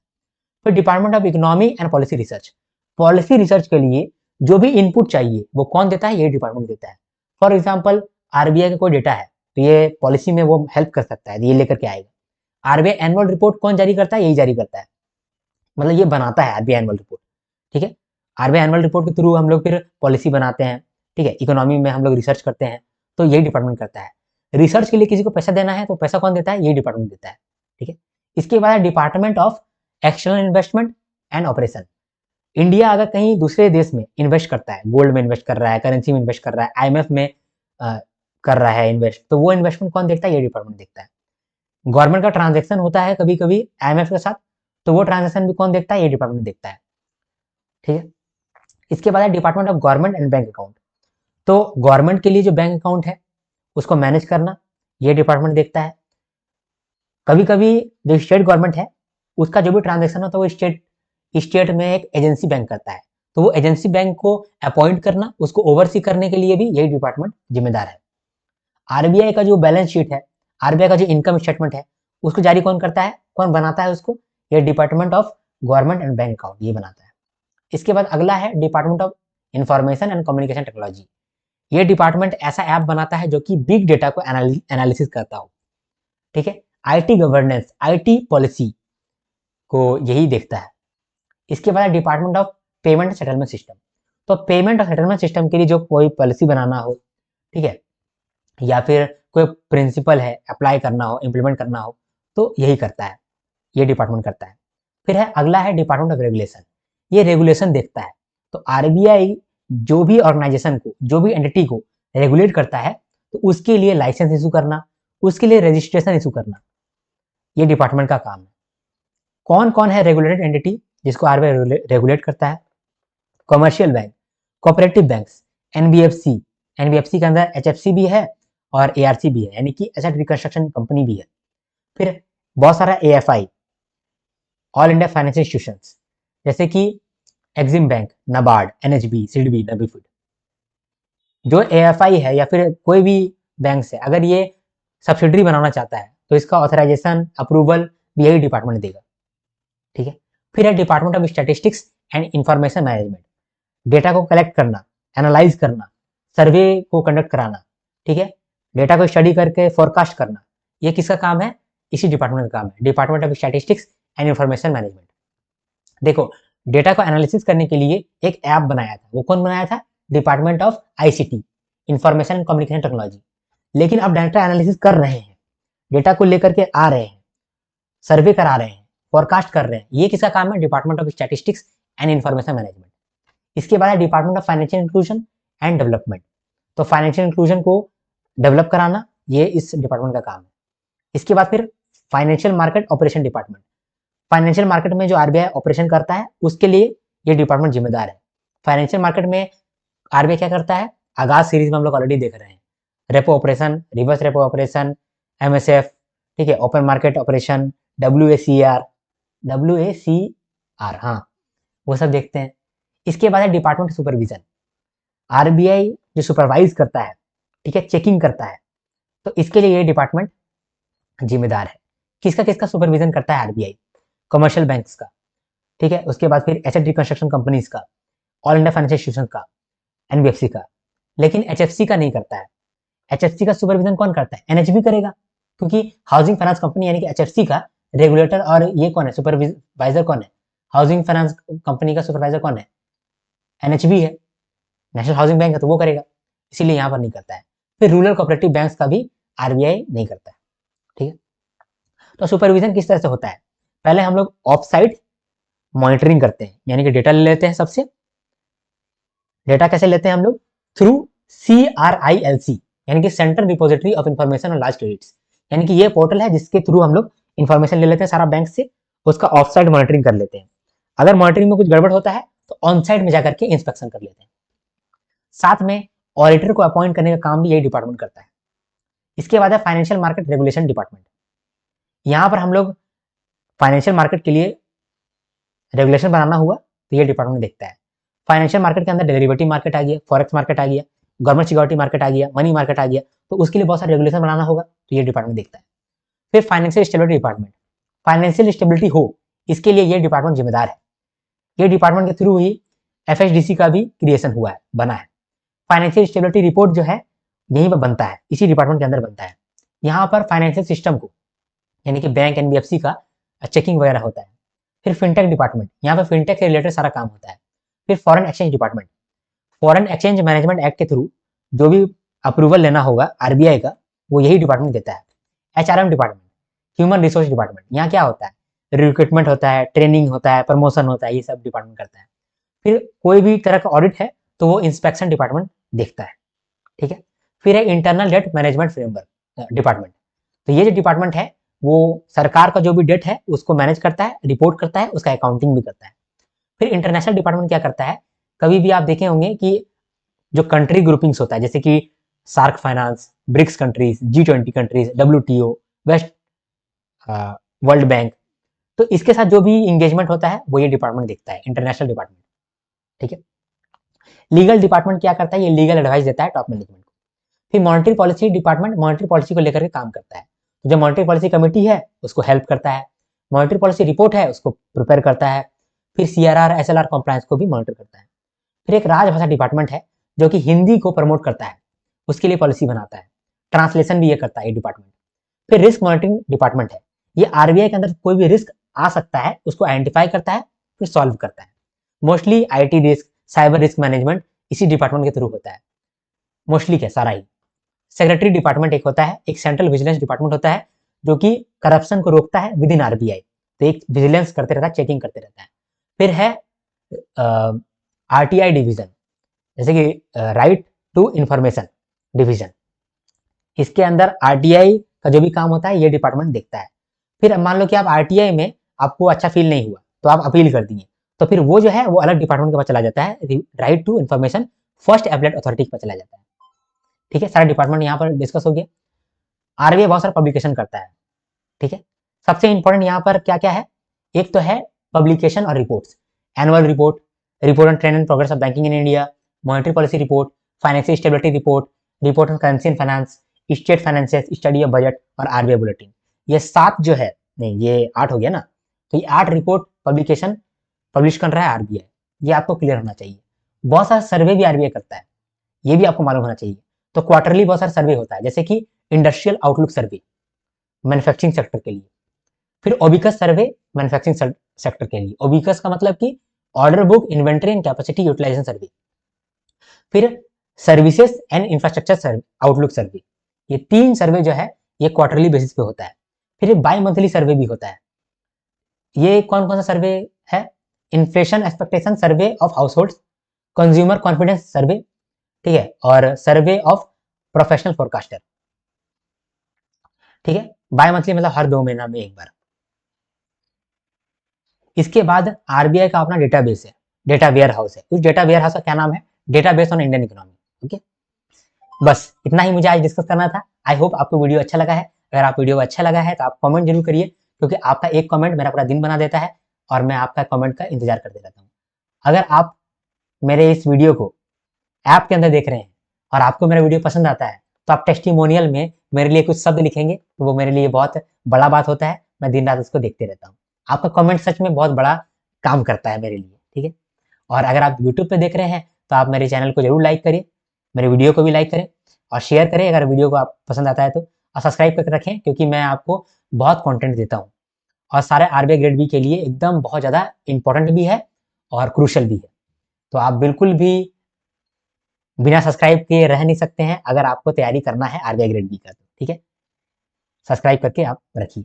मिलेंगे नेक्स्ट वीडियो में, तब तक के लिए हर हर महादेव, शंभू शंकर, जय हिंद, जय भारत। टडन